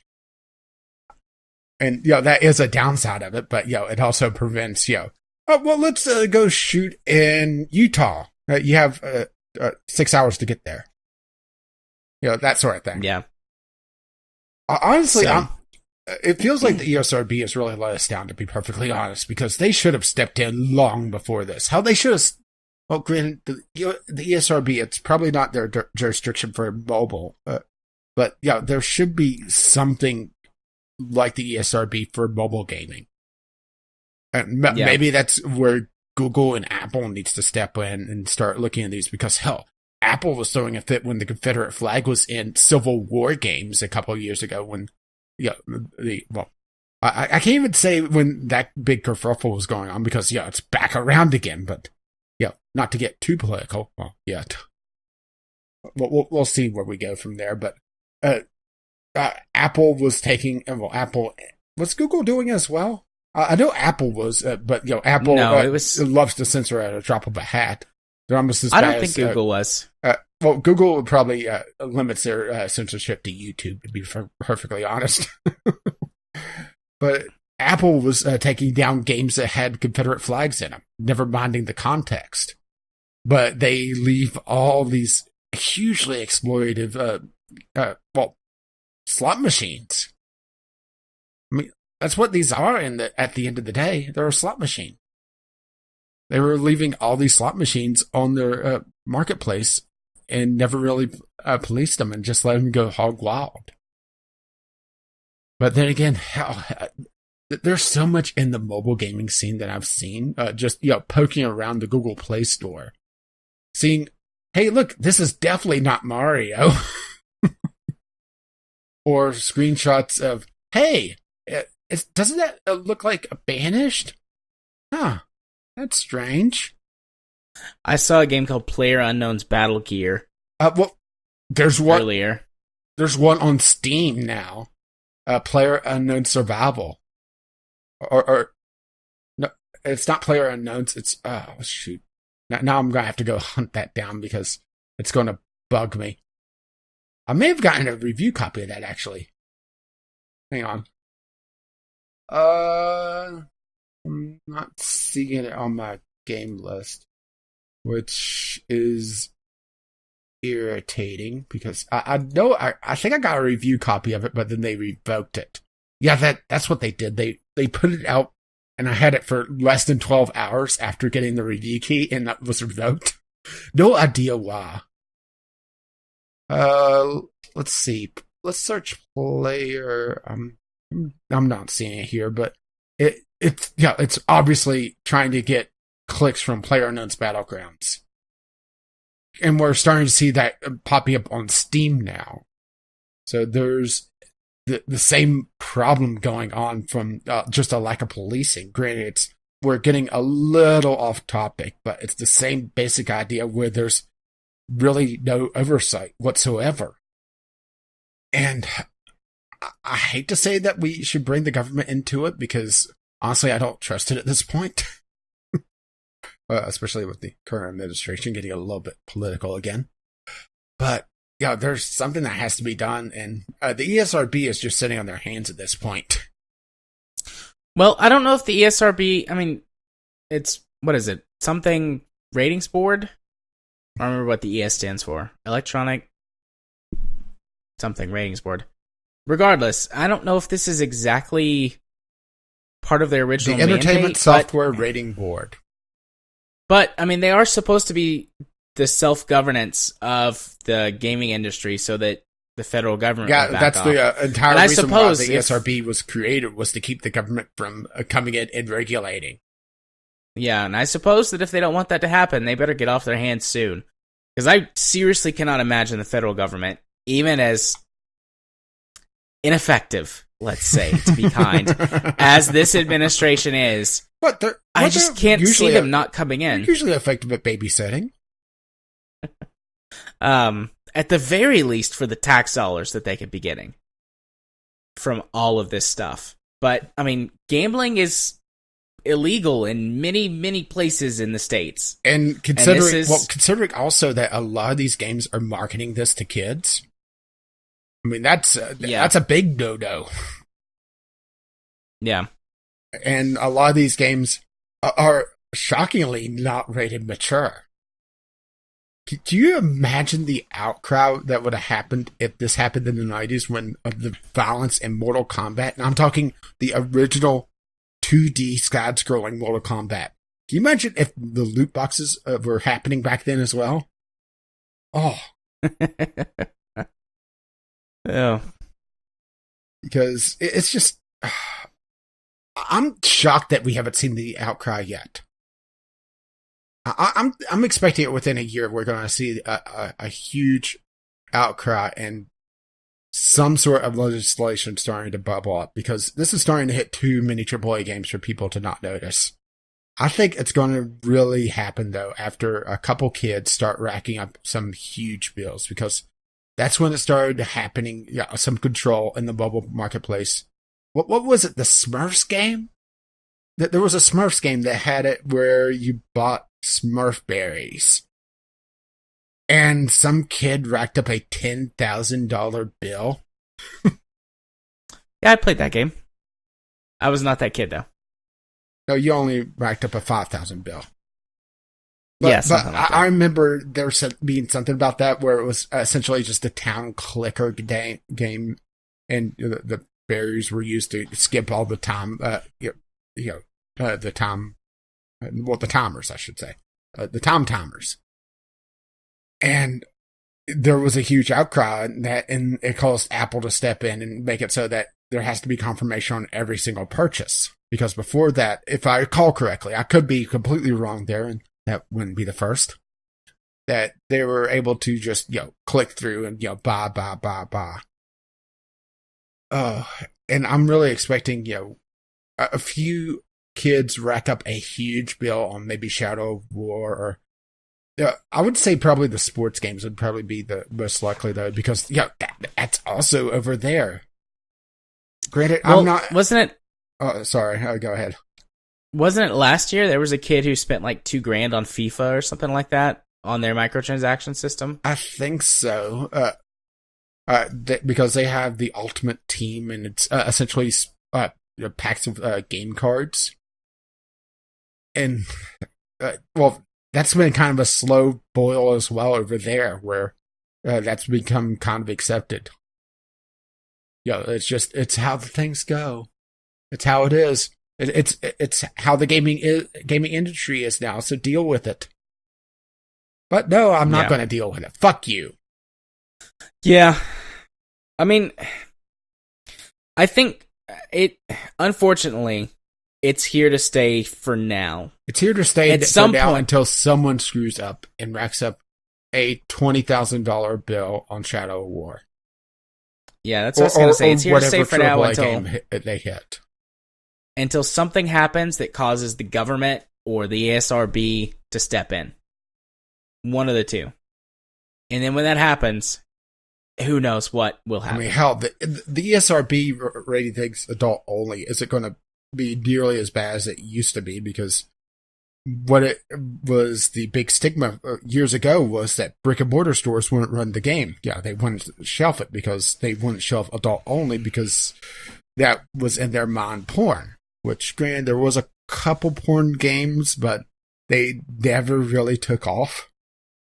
So adults only usually was just this big boogeyman. Matter of fact, Oblivion actually was rated adults only at one point. Did you ever? Really? Yeah. You never read about that? No, I didn't know that. Yeah, there was a texture in the game that had female nipples. And you were able to mod the game to swap out the texture for the other texture that was in the game but not enabled. And that caused the ESRB to wake up, panic, label Oblivion adults only, and get it pulled from shelves. Well, alrighty then. And this is the Elder Scrolls Oblivion, by the way, in case you're wondering, what the hell is this Oblivion you're talking about? There's only one Elder Scrolls game, and it's called Skyrim. No, there's other games, and there's better games.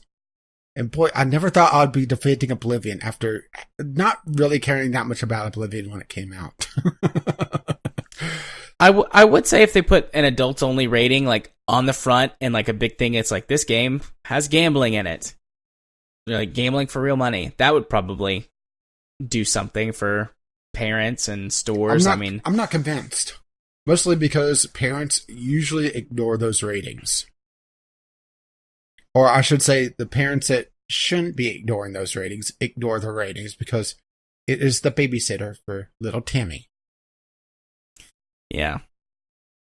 God, I hope that the next generation of gamers, like my kids' age, with all of us being gamers ourselves. Us having the LAN party in the old folks' home. Well, yeah, but we all know a thing or two. Because I used to make shit up and lie to my parents all the time to get them to buy me games. Like, my parents actually were super conservative, and there was a lot of games that I got because I just, like, flat out lied, and they didn't know any better. And the internet was relatively new, and we had dial-up, and then even when we had high-speed internet, by that point I was a teenager and could buy a lot of games on my own. But it's like, if my kid ever tried to lie to me about a game, I would know almost immediately. It's like, nope, daddy's a gamer, son. I know. Yeah, this one definitely has dicks in it. Here, play it. Hopefully this is like the sort of the. It sounds weird to say this, but like the death knell of this. Like, I feel like their days are numbered for this sort of thing. We've hit peak loot box.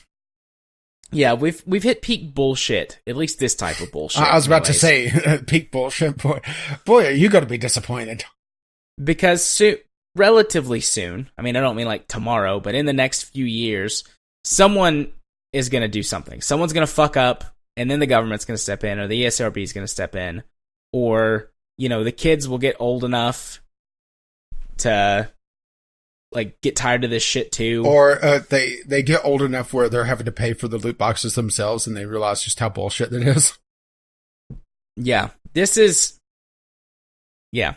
In a few years, this is going to change. I don't know if it's going to change to something that's better, or something that's worse, or something that's relatively as bad, but this can't go on forever. It's got to stop somewhere. It always does in industries when there's a runaway in some way or another. The market might self-correct, and we might see a second gaming crash brought on by all this bullshit, at least in the AAA sector. I think the indie sector would be fine. Yeah, I think indie is strong enough now that, well, it doesn't really need the publishing because it has Steam and the other digital distribution sites. But I'm just trying to think of a way out of this without having things turn bad, and I'm struggling to see just how we could escape this. And the problem is that I don't think even a consumer revolt or a boycott will work, because for one, boycotts are only as good as the follow through. And which Modern Warfare was it? But there was a screenshot that you see every time someone mentions we should boycott this game of Modern Warfare, whatever. We demand the server browser. It was the first Modern Warfare on PC that didn't have the server browser. And in that Steam group, it showed, I would say, probably about 20 or 30 people, and 2/3 of them were playing Modern Warfare. the exact version that they were boycotting in sarcasm quotes. Boycotts only work as good as the follow-through. And, it didn't work then because they still bought the fucking game. They made a lot of noise, they were ignored, and they still bought the fucking game. And on top of that, loot box boycotts are going to be even tougher because loot boxes prey on what they call whales. It's not the general public that buys them or the ones that make them profitable. It's the ones that spend hundreds and thousands of dollars on these loot boxes that make them profitable. And the fact that these aren't that expensive to implement in the first place. So even having just a handful of whales still makes it worthwhile because it's not that expensive. You're getting a little bit from a good chunk of the people, but the handful that, 0.5% are spending thousands of dollars on these things to be the top of the leaderboard or to be able to wreck ship first day in Battlefront 2 before everybody is able to level up if they stomach the game that long and stomach the level up system that long. And I'm just saying, I'm not seeing how the boycott could work on this. I hate saying it. I'm not seeing a good outcome for this. Am I being too pessimistic on this? No, I don't see a good outcome either. Because it's like, I mean, some implementations of loot boxes are not that bad, and game companies will, the AAA developers, the biggest, egregious offenders are going to be like, see, you buy that game with loot boxes, so it justifies us putting loot boxes in our game. Yeah, and that's the other thing. I'm seeing people defending the loot boxes, or defending the games themselves, saying, well, if you don't like it, just don't buy the loot boxes, but still get the game. And that doesn't work. Yep, because there's always been a suspicion that we couldn't confirm that they were tweaking the game economy, or whatever you want to call it, to encourage the purchase of these loot boxes. Balance. But yeah, the game balance. But now we have unadulterated proof in 3 games that come out, back to back to back, basically. In the same season. And these 3 games, in the same season. These 3 games have fucked with the game balance to try and encourage you to buy loot boxes, effectively locking content behind the loot boxes. And, well, in one case, literally locking content behind the loot boxes. This has not been a happy episode, has it? Nope. And we have spent a long time on this topic. Yeah, we ended up rambling a lot longer than we were expecting. Like, what, 30, 40 minutes? Yeah, something like that. I'm not that. exactly 100% sure when we swapped over, but... You're not sure when we swapped, huh? Nope, I'm not sure. But I know what we swapped. Wink. Oh, my. Well, with that, let's move on to something else. Yeah, let's move on to, hopefully, maybe the one out that we have that isn't negative. And I'm glad that we kept this subjects separate now. Yeah, me too. Because I originally had lumped it all together. But our next topic is Open Critic takes a stand against loot boxes. Yes, they're still trying to develop this, but this Open Critic, if you don't know, is essentially an open version of Metacritic, because Metacritic has been criticized, well, if you pardon the phrase there, for several things. One being a little obscure about how they handle their I'm trying to think of a good way to put it. And I'm just blanking now. I've talked to. I would help you, but I'm not 100% where you're going. You're talking about the way that Metacritic does their review aggregate? Yeah, that's what I was trying to think of. Aggregate was the word I was stumbling over. Okay. And that'll be fun to edit out, which you probably won't. Nah, it'll be in there for all to hear. What can I say? I just talked for too long. The battery has gone down. I need to go get some coffee or something. Yeah, I'm going to need coffee after this segment, too. Oh, my. Yeah. But carry on, though. Metacritic has been criticized for that, and also the fact that if there's an update to a review, they won't update their review on their site. So, probably the more famous example is whenever SimCity's, the 2013 version of it, everybody was revising their review when they realized, oh shit, we were kind of misled with some of these systems. And Polygon was very famous for dropping their review score, 5 or 6 times? Which I will admit was kind of humorous at the time, but, didn't really serve any point because, they kind of reversed it in the end, and Metacritic still had their original review, which was really positive. Well, OpenCritic addresses a lot of this, and they're wanting to take a stance on loot boxes and created chests and, whatever the developer calls it, as the article calls it. And they're trying to figure out exactly how to tackle this and what to tackle. And I'm really hoping that, just having that information out there is, one way to get this out of this just hell of a mess that we're in. Because that's probably the biggest thing, is that there's really no aggregate on information about microtransactions and loot boxes and the like, unless you start digging. And a lot of gamers don't really dig that much. Granted, OpenCritic doing this instead of Metacritic isn't as helpful because it's not exactly the most well-known compared to the other, but it's a start. Yeah. Indeed. I mean, I think you pretty much summed up everything right there. Trying to think of something else to say. Well, as soon as I found my words. Hopefully, Open Critic doing this is the key to unlocking this box. Well, unfortunately, you're gonna have to pay $2.50 for it. Oh, unless you're playing Rocket League, then it's a $1 per, but you get a pack of 5. Woohoo! That's great value there. I'm really sick and tired of the microtransactions. I don't have as big a problem with them in free to play. And cross out, I'm still playing, and it has the loot boxes, but they don't have a way to buy them directly. They're all tied behind certain things, tied behind the season achievements, tied behind playing a certain amount of time per day or per week. And you could directly buy them if you pay for the in-game currency, and that's kind of blurring the line a little bit.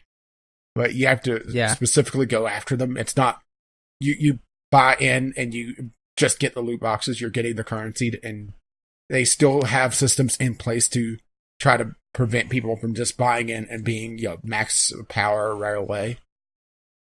Yeah.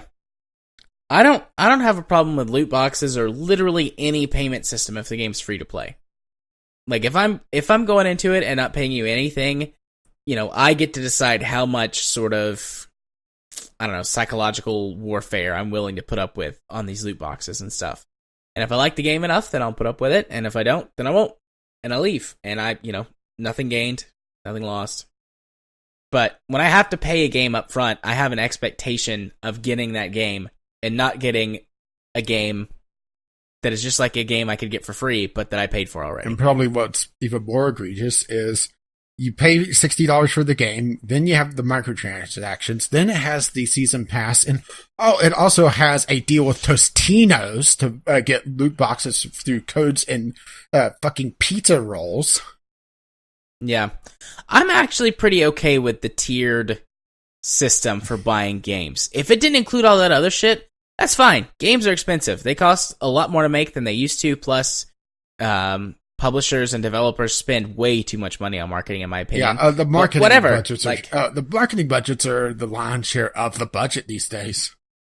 Right, but I'm okay with a tiered system. Like, you get, the game for $60, or for $80, you get the game plus, the equivalent of the season pass, and then for $100, you get like everything forever that might come out for that game. I'm perfectly fine with that. There's lots of business models that do that with other products, and you just basically pick how much you want to be invested in it. You pick that tier, you go in, and you go. But they do that, and also, like you said, double, triple, quadruple dip, and microtransactions, DLC, loot boxes, season passes, sometimes multiple season passes. Wasn't it the original Battlefront that had 2 season passes? Oh, I know Borderlands 2 had 2 season passes. Yeah. And the second season pass didn't really give all that much. Yeah. A lot of these things I'd be okay with on their own. Like, I'm fine with the idea of a season pass if you want to, essentially pre-order DLC, if they didn't stack it with other stuff. It's just too much shit. Yeah, well, if you want to hear something depressing, Shadow War is sitting at a 84% review, but granted, this is only on 1,100 reviews right now. But the top reviews are all negative. You talking about on Steam? Yeah. Shadow War was was it Polygon that gave a scathing review based on its microtransactions and still gave it a 7.5 out of 10? I'm not sure if it was Polygon or not. I think it was Polygon, or maybe Kotaku. One of the two, was talking how bad the microtransactions were. Then 7.5 out of 10. I mean, you do realize that there is scores below that, right? Granted, I think the game actually has to give you some sort of tricks, some sort of disease in order to rate in the 6s. And 5, it just completely destroys your system. You don't want to know what happens if you get a 2. This is interesting. Do not. So the Shadow of War. We're way fucking off track. Do not accept the terms of service. If you just click the accept button without clicking the checkbox, it turns off the microtransactions, marketplace, and people attacking your base while you're offline. And then it has multiplayer in quotes. There is nothing that tells you it's possible to do this on the screen. It's detailed further here. You can follow a link. That's interesting. Don't worry, they'll patch that out. Breaking news, I guess. Just don't accept the terms of service, and then you don't have to deal with that bullshit. I mean, the base game would still be there, and it would still be tuned for microtransactions, but at least you wouldn't have to deal with it. Like, seeing it constantly. That sounds pretty good. Yeah, and I'm on board for that. On top of that, the orc that's just sitting there greedingly rubbing his hands together. Yeah, fuck that guy. Oh, fuck him. He's going to be an asset in every single Jim Sterling video from now until the end of time. He's been in so many already. I mean, it's basically become stock asset for him. Not that I can blame him, to be perfectly honest, because, damn, what were they thinking on that? Yeah, they weren't. I think they were thinking, ka-ching. Yeah, that pretty much shows it off, too. Well, I know you like it when I show off. All right, let's just get away from loot boxes entirely. Yeah, let's talk about something a lot... oh, wait. I'm looking at the next thing on the docket. Never mind. What? Unless you're changing the order of things. I'm not changing the order of things. I just like the way you said that was very confusing. The RPG that helps fight depression in Japanese people. Yeah, something a lot nicer. Talking about depression. Okay. Well, yeah, but we're fighting depression, so that's nicer. Well, talking about the stigma of going to a therapist in Japan. Because, come on, it can't be that bad. I mean, they can't all be like Jared. So, first of all, to unpack that a little bit, Eastern cultures in general are very suspicious of therapists.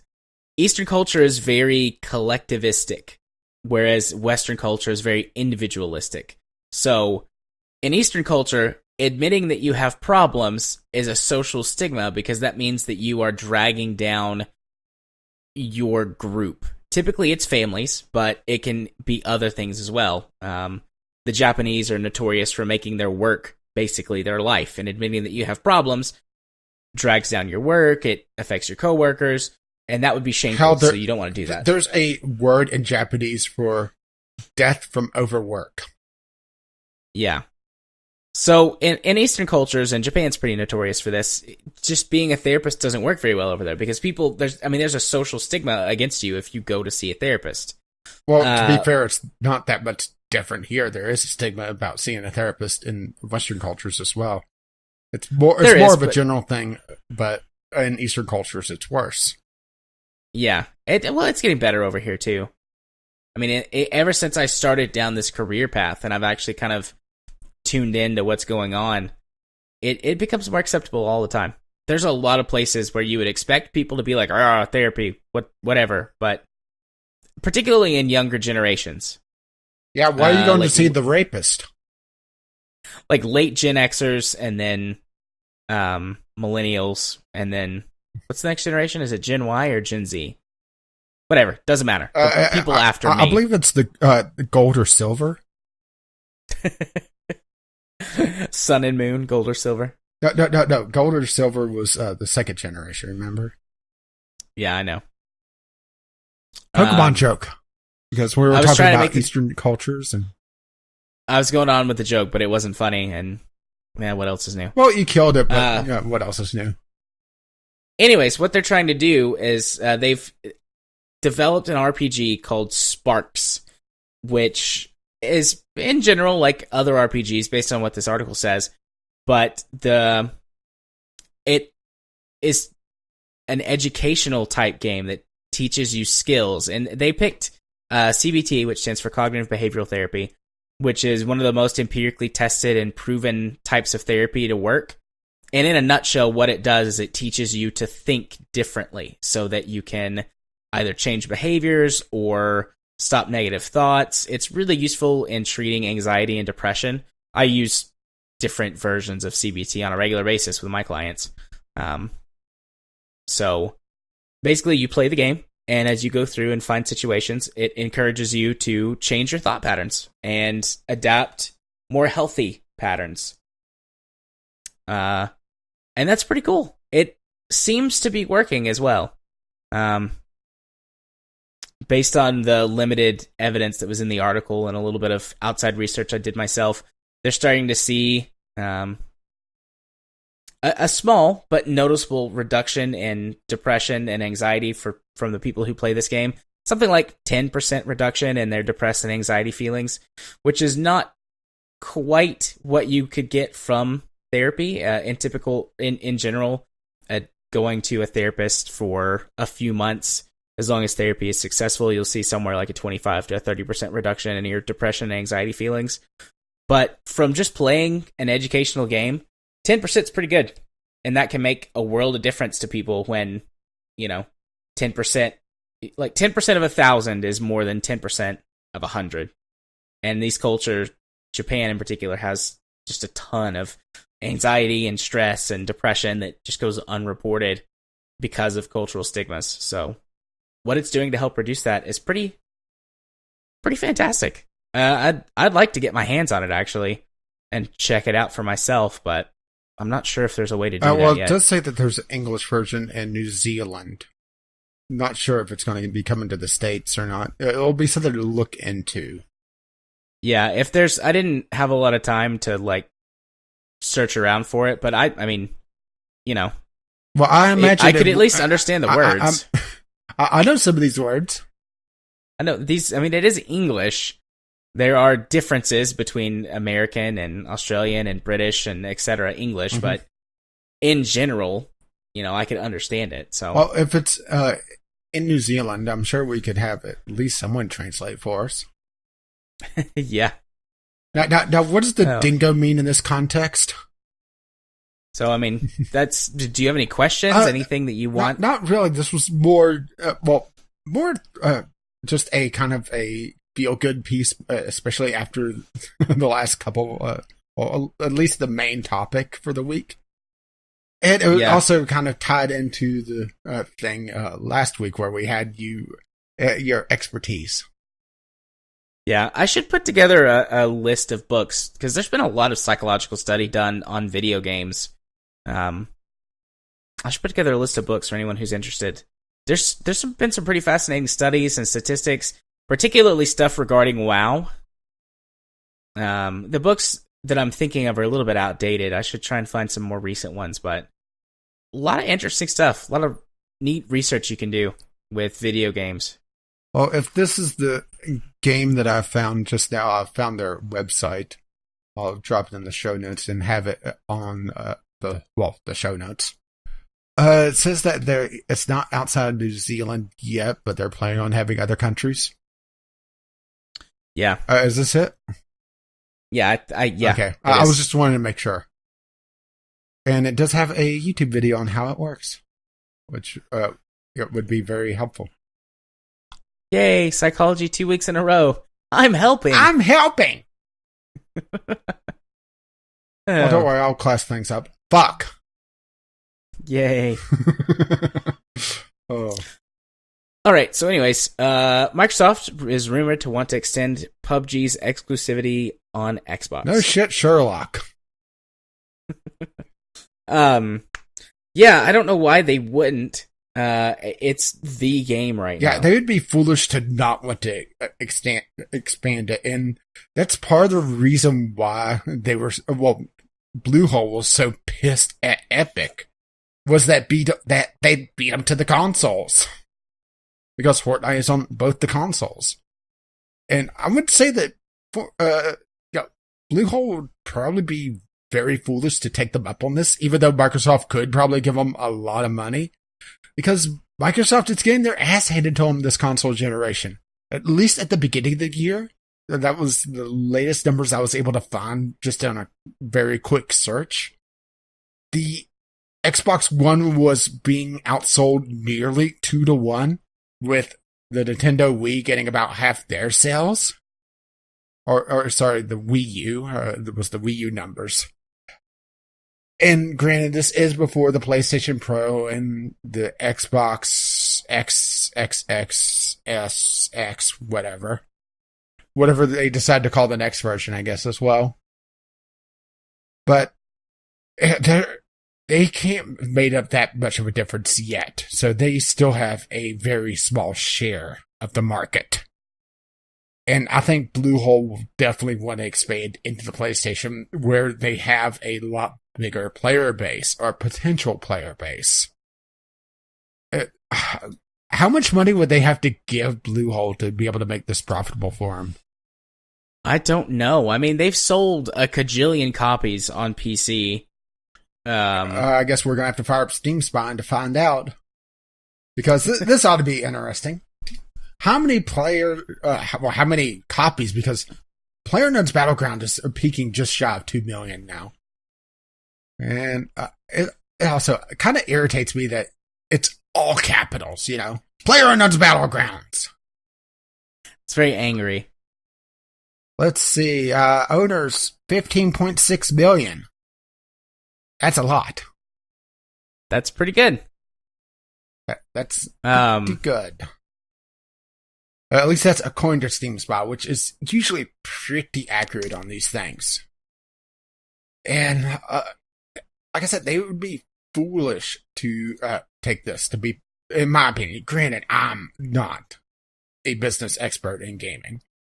I don't even pretend to want to be one on a podcast. But I would imagine that they would want as many players as possible. And right now, that would be getting onto consoles. And I'm just trying to imagine the performance on consoles. Because hasn't PlayerUnknown's Battlegrounds also been very panned on just how hugely unoptimized it is? Yes. Yes, it has.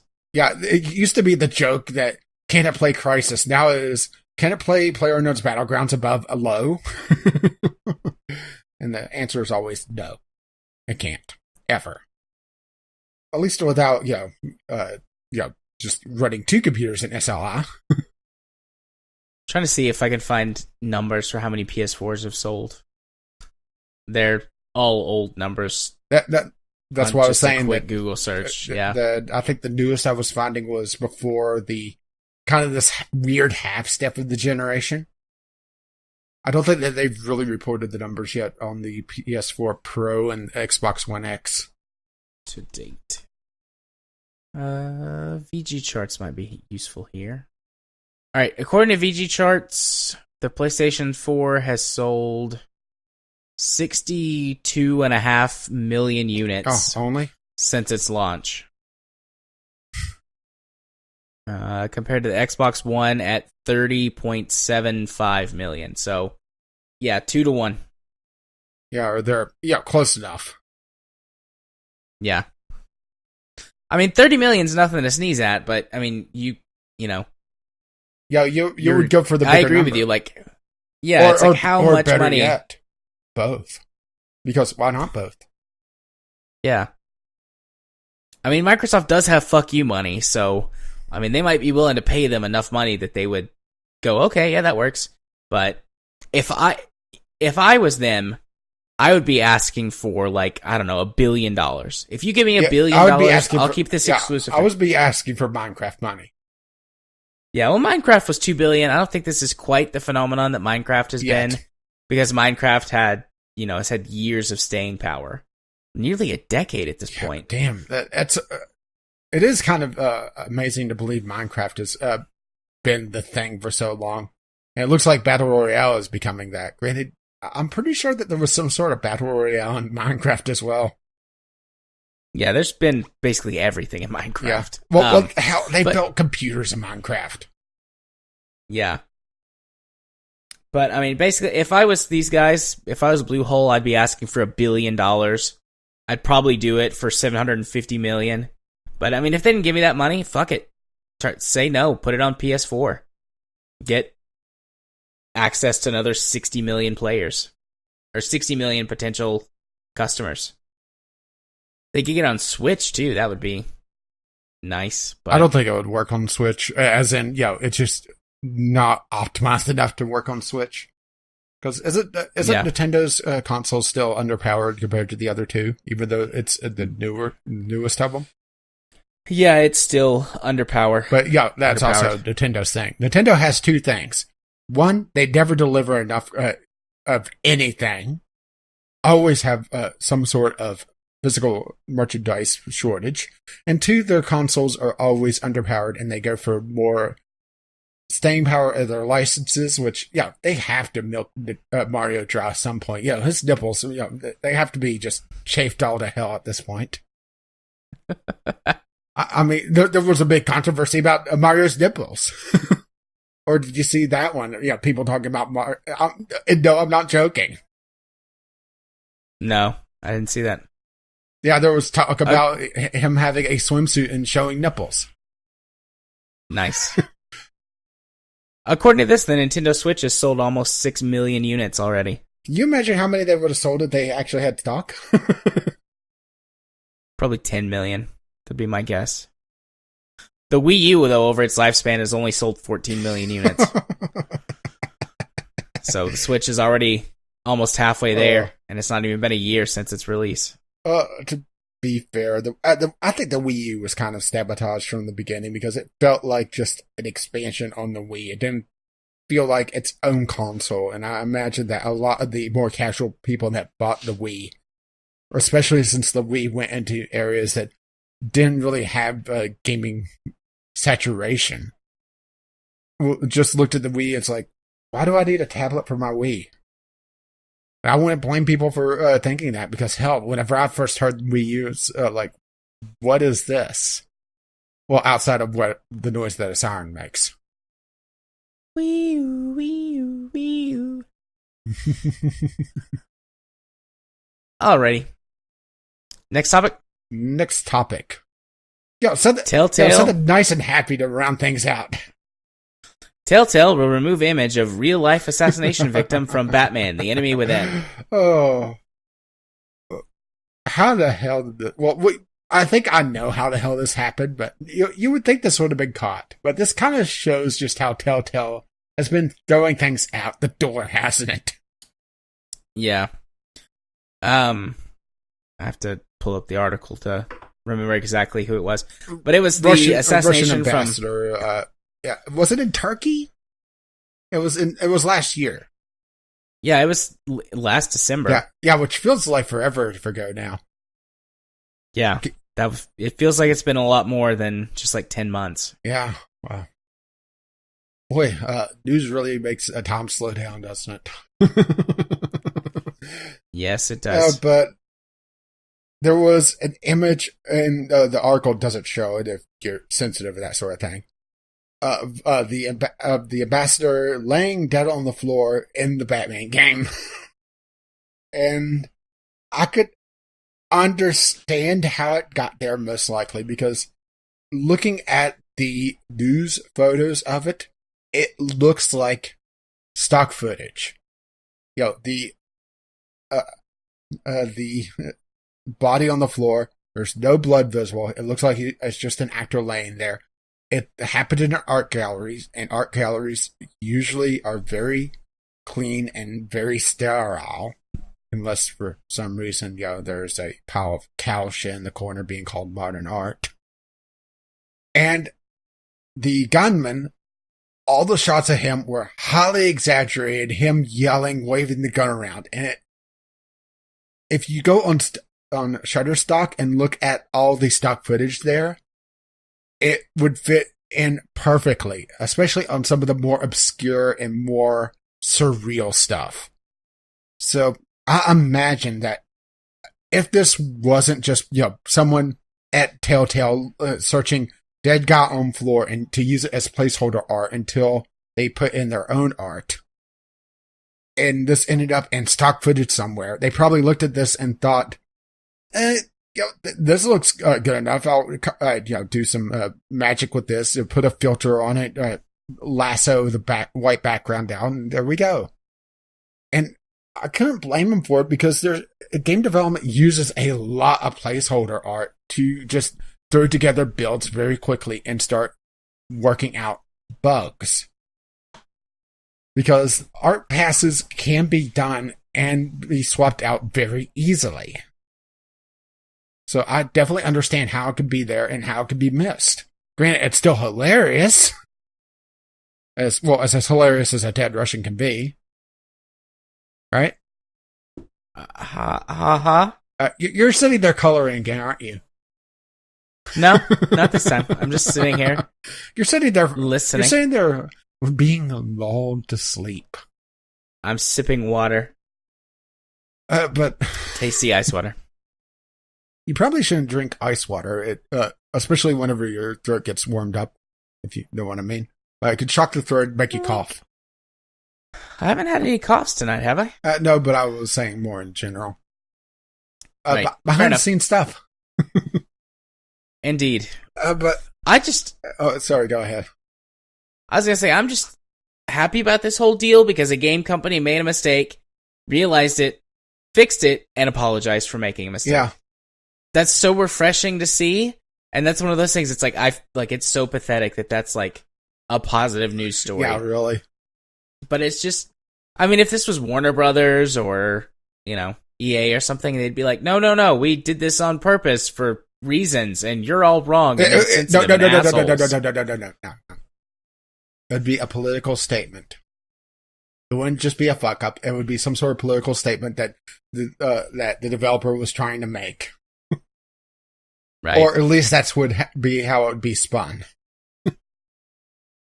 Or you would open up your loot box and there would be a dead Russian inside. Oh God. Oh. And you're trying to think, okay, do I want to keep this cosmetic or do I want to trade it in? Is this going to put me on Putin's list? I definitely want to keep the dead Russian cosmetic. But this is just kind of a silly thing, and shall we move along? Unless you want to say anything about dead Russians or placeholder art, because that's what this really is. And I imagine if this wasn't in some stock footage somewhere that a artist at Telltale grabbed to, just be placeholder for their own dead Russian, their private dead Russian. Then this was just something that they grabbed off a Google search to be able to build their scene and missed it. Yep. No, I'm good. I don't have anything else to say. Oh, we know you're good. Actually, we know you're not, but good enough. I'm going to pretend you didn't say the second part. I know I'm good too. Wink. Well, we know you're bad. You're bad to the bone. You're a naughty boy. Very naughty. All right, let's move it along to our weekly community corner section, which is fairly non-communified. Yeah, we've been talking about this one, trying to figure out what to do with it, because community feedback is kind of tapered off, which I could understand because we're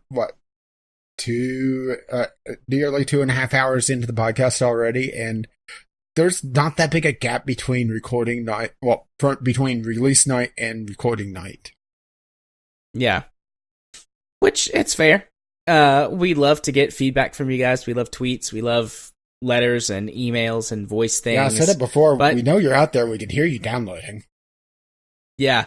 I was a little bit worried, I wonder if popularity of the podcast is tapering off or something. And I mean, we've never been huge, but I went and looked, and in the last 3 months, we've gotten touche. But in the last 3 months, we've gotten more downloads than we had in the past. Was it 9 months since we opened our Podbean, or you put our podcast on Podbean? Yeah, they're a lot better with the analytics. So our audience is growing, and welcome to all of you new people who have been listening to us. Hello. We hope you enjoy the show. But so I think what we've talked about this a little bit, and I think what we're going to do is we're going to make Community Corner not weekly. It's basically just going to be when we get enough stuff to have one. Yeah, which I probably should taper off the question of the week as well, which is a little disappointing. If things pick up again, I'll reintroduce it. Yeah, So we just want to adjust the show. We don't want to waste anybody's time, waste our time. So we'll fill this not release the section moths every week. Yeah, basically this will just give us an extra news topic every week, or maybe a second discovery queue. It'll be on a weekly basis, but we're just going to be making a little bit of a change to the show. Yeah, I will say that we still my views on the podcast over on my YouTube channel came with Caffeine Rage. Ding. It's kind of erratic, but occasionally there's an episode that gets a couple dozen views, which pretty good for my channel size. I mean, you may scoff. Yeah. Video Game Logic episode 81, a shameful display of microtransaction, which I'm very proud of that title, by the way. Got 20 views, which for my channel size at 170 subscribers is pretty damn good. So it's definitely, we're picking up popularity. It's just, not a lot of interaction, but I think it's mostly due to our episode size. But we don't want to cut things down. Yeah, we've already been cutting down a little bit just to help accommodate my personal life and work stuff. So don't want to cut them down anymore. Yeah, otherwise we'd be in listenable bite-sized chunks, and we can't have that. Yeah, who wants that? So, there is one. We still want to encourage you, though. That we haven't really discussed is to do two halves of the show, because a couple podcasts that were more long-winded that I listened to split or have essentially two halves, but I'm not sure if we have a show that's easily splittable. Yeah, I don't think so. Not unless we released each. Well, I guess the three core segments are games we played, news, and then community/discovery queue. Yeah, which that doesn't work that well. Yeah, we could rearrange the show and put discovery queue after games we played, and then do games we played and news. I'm not sure if that works. It's just more. Yeah, I don't know. Yeah, a possibility, but I don't think it would work. Yeah, we could maybe talk about it, but not right now. But we would like to encourage you. Please feel free to still send in text letters, audio letters, questions, send us tweets. And if we have a week where we get some stuff, we'll throw a community corner Yeah, up. that's vglpodcast@gmail.com or Twitter, vglpodcast. Ding. Ding. Alrighty. Well, with that little, I guess, PSA out of the way, it's time to go for the theme song. Yeah, I said it this week. And I got Right. a game right off the bat. It is A Hat in Time. I've seen some waves going on about this. It looks very interesting. It looks like a love letter to the 3D platformer of the N64 era, the one that Ukulele should have been. I don't see any of my friends having this yet, which is a little odd, because usually there's someone that has these things. But who developed this? This was developed, I think this may be a new company. Yeah, this is a new company, so not a big track record, and I'm not sure of the people behind it. But Ahead of Time is a cute as heck 3D platformer featuring a little girl who stitches hats for wicked powers. She is cute. I will say that I like the art style. It has the sort of the simplistic textures. It's not right. It's a very cartoony art style. I like it. It's just would it hold up over the course of gameplay? It does look like they have some very varied worlds though, and some very impressive skyboxes. I really don't like 3D platformers, though. Yeah, 3D platformers are definitely hit or miss. It really depends on how assisted they are, because there's usually some behind-the-scenes assistance on how the 3D platformers work. And if they go completely hands-off and no help whatsoever, it can be very frustrating. It's one of those things. There was the thread on Twitter several weeks ago, probably a couple of months ago at this point, talking about little helps that, or little tricks to help players that game developers do, and things like after you step off the ledge, you could still jump for just a split second. Yeah, what did they call that? Coyote time? Yeah. In honor of Wile E. Coyote? Yeah, as long as you don't look down.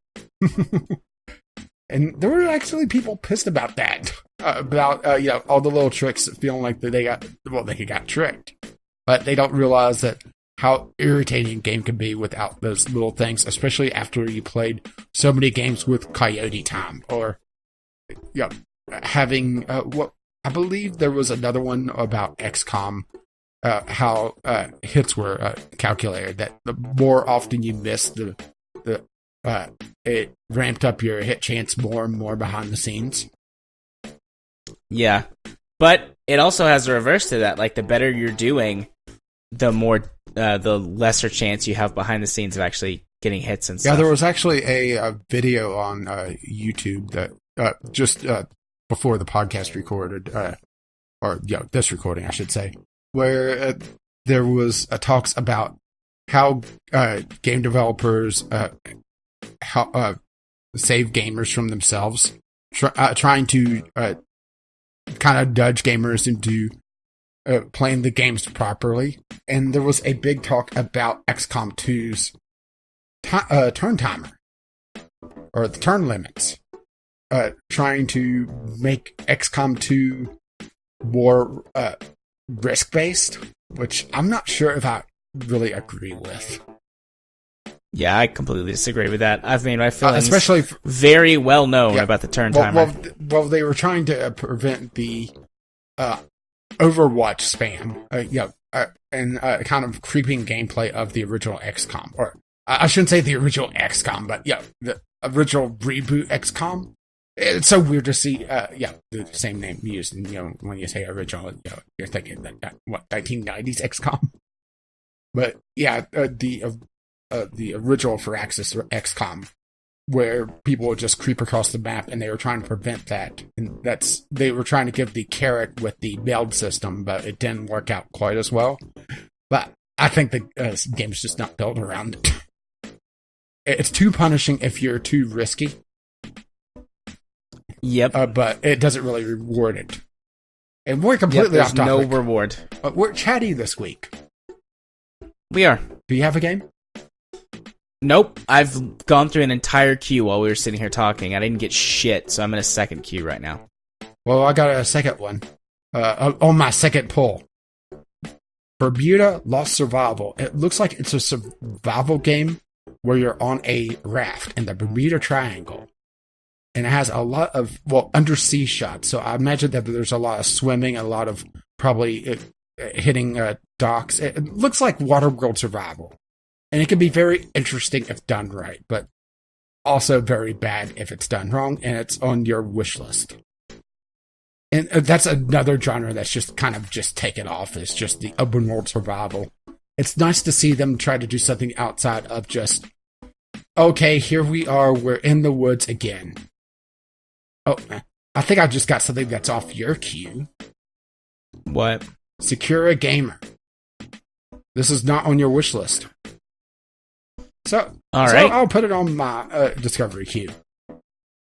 Because why the hell not at this point?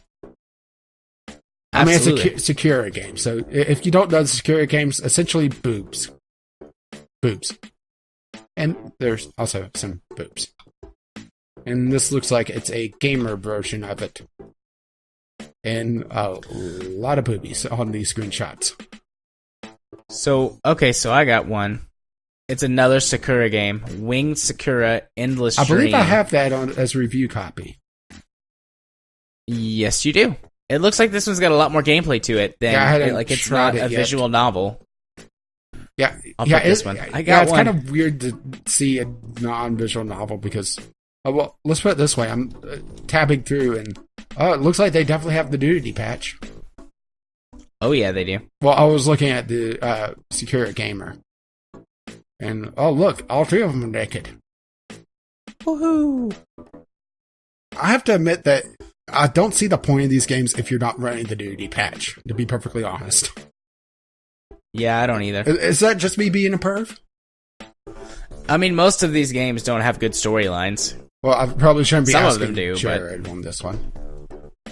Let's see, mobile port that I've played before and wasn't really hip on, so we'll skip that. Nope. I mean, I've already... Oh, God. Let's put that in not interested. What is it? Well, I'll just tell you the name of this and you'll understand why. Loading Screen Simulator. Okay. Yep. And that's also free to play. So if you want a loading screen, well, there you go. This looks interesting. The ultimate-est battle. It basically is Worms, but free to play Worms. I could go for that. I can't tell if that's an asset flip or not. I know it doesn't look good. What? Just random. Looks like Russian shooter. Oh, something you got. Okay. Yeah. I did get something that looks interesting though. So I'll put it on the list. Dungeons 3. Well, the follow-up to Dungeons 2, which was a follow-up to Dungeons. Essentially a reimagining of Dungeon Keeper.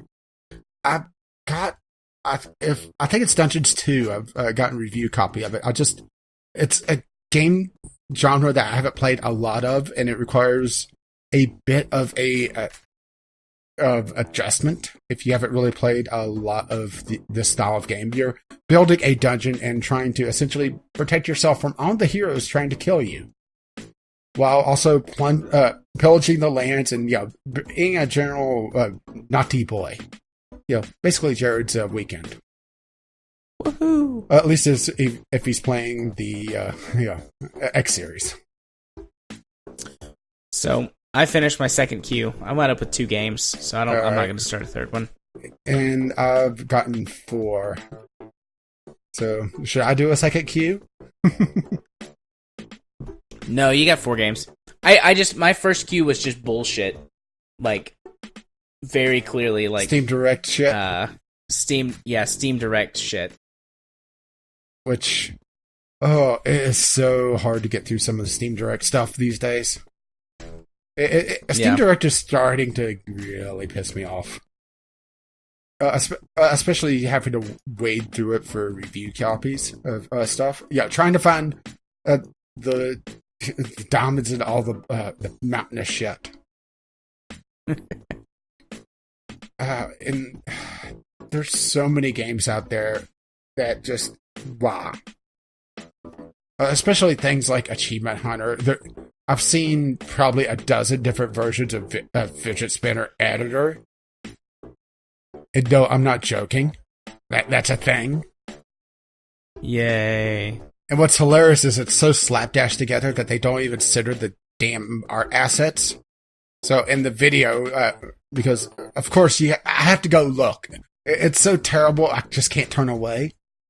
The thing's wobbling. It's not a good fidget spinner. It's shitty.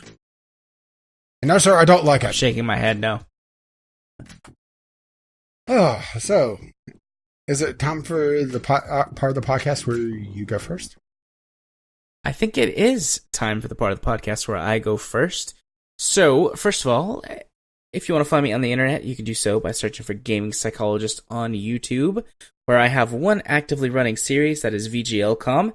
There will not be a new episode this week between all of the sickness and the work busyness and the bullshit. And the bullshit. I did not record a new episode to release this week. But if everything goes according to plan, I have like 2 nights where I can record stuff, and I'm going to be getting back on track for the foreseeable future. I'm also getting all caught up on Divinity. Which, you're going to catch up on me. Didn't record. Yeah, which, we could have recorded, but I don't think it would have been a good evening. I was cranky, I was sore. Well, that actually sounds like the end of a really good evening, but you would be wrong. But anyway, so I'll be caught up on that soon. That was what I was doing so much rendering on and editing and things, which I mentioned earlier in the show. Ding. Oh, wait. And other than this podcast, that's all that's coming up on my channel in the near future. Well, actually, no, that's not true. Twitch finally has enabled it where you can download your streams directly from them instead of having to go through like a third party. Or just don't cross them. Like piecing together like the bits of the stream that it puts together for you. So I've been going through and getting my stream archives from the last few weeks and editing those together to put up. I haven't done it yet. Like I haven't finished it yet, but I'm working on it. So those should start popping up soon too, maybe even this week.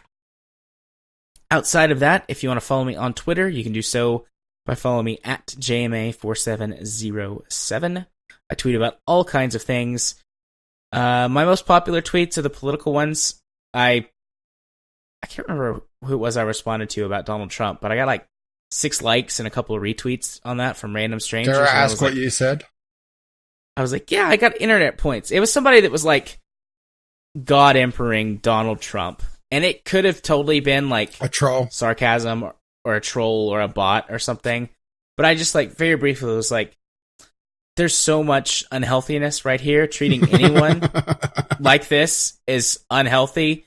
But the fact that you chose the person who may be the worst U.S. president ever. Well, I don't know. Jefferson has the whole Trail of Tears thing going for him. Yeah, Trump ain't done yet. I mean, Trump still has possibly 3 years. I sure hope not 7. What the hell would they have to? What would the Democratic Party have to run against Trump to lose again? Outside of Hillary, second time or third or whatever it is this time around. Dog shit. No, the Republicans are running that. Anyways, I mean, come on, he can take an IQ test and have it come back negative. Ew.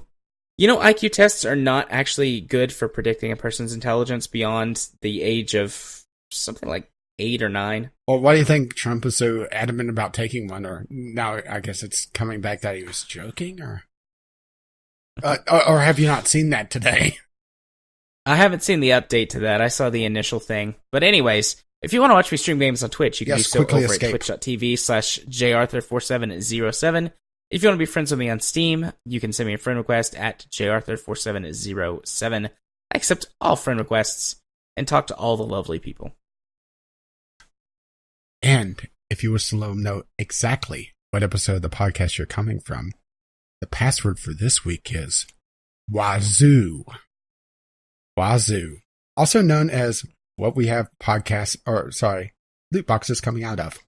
Well, actually, podcasts as well, because this is episode 85? So it's... Yeah, 80-something. Well, 85. I have it numbered here. Remember, I have my list. So we have both podcast and loot boxes coming out of our Wazoos. And remember, it's Wazoos, plural, for this instance, because we don't have one collective Wazoo. Even though I'm sure Jared would like that. Indeed. And where can they find you, and what's going on for you? Well, John, I completely turned off already. You can find me over at Gaming with Caffeine Rage, where I have, in theory, 3 Let's Play series going. I have Dark Cloud, which is just really kicked off. It's in its technically second week now. The second episode's just been posted. The third will be later this week. I guess it would be called a roguelite these days, but it's an action-adventure PlayStation 2 game. Yes, I am in the emulation station.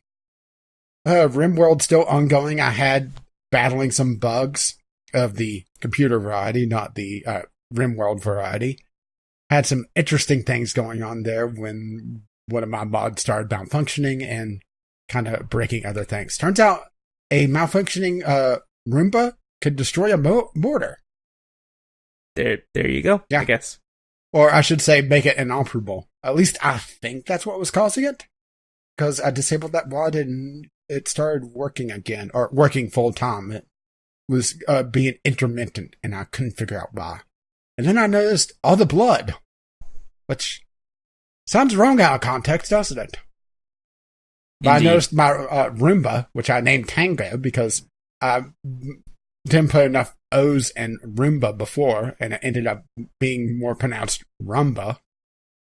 So I was calling them different dances, but that mod was malfunctioning, so I had to replace it. or I should say rip it out, and that was a fun process. And speaking of fun processes, we also have Divinity Original Sin. Usually, it's off this week because I was going to be a very grumpy boy otherwise. And, well, Sunday Sampler also, in theory, should be there. Like I mentioned before, slight issue with the downloads. I mean, let's put it this way. If I kept my download going at its rate, I would have had it. Hopefully by the time Trump would have been out of office. And silence, okay. And of course, this podcast appears there Fridays at noon. Or you can see me tweet about who knows what over at Gaming with CR. And who knows, maybe I'll find a hobby to escape from my hobby. Maybe I'll just make it all putting bullshit on Twitter. Works for me. Yeah, modern art. Oh, and well, since I mentioned it before, I'll mention it again. You can contact us, vglpodcast@gmail.com, with your letters, voicemails, gaming-related topics, or just tweet us VGL Podcast on Twitter. And we know you're out there. We can hear you. And yes, especially you. And stop that, by the way. Or you could continue doing that. Just give us some money.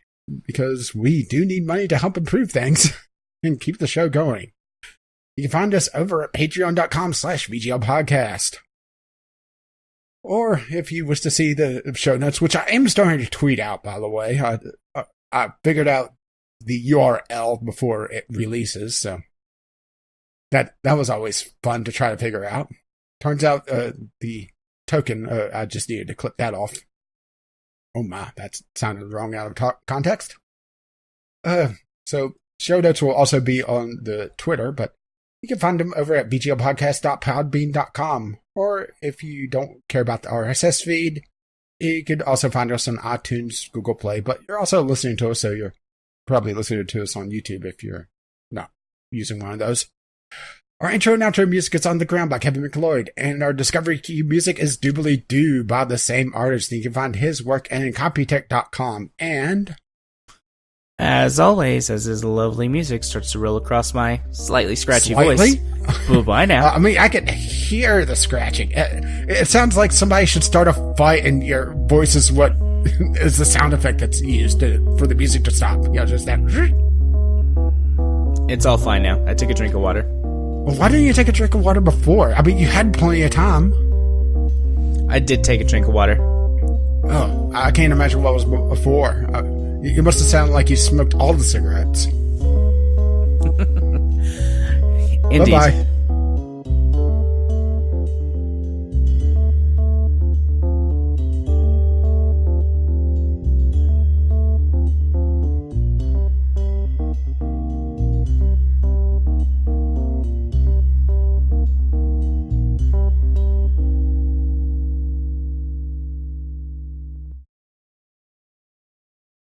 Bye-bye. I like our out-of-show banter now. Yeah. I mean, that's just absurdly lopsided. With Nintendo... Hey there? Hello? Yes, I'm here. But you've lost me, it seems. Uh-oh.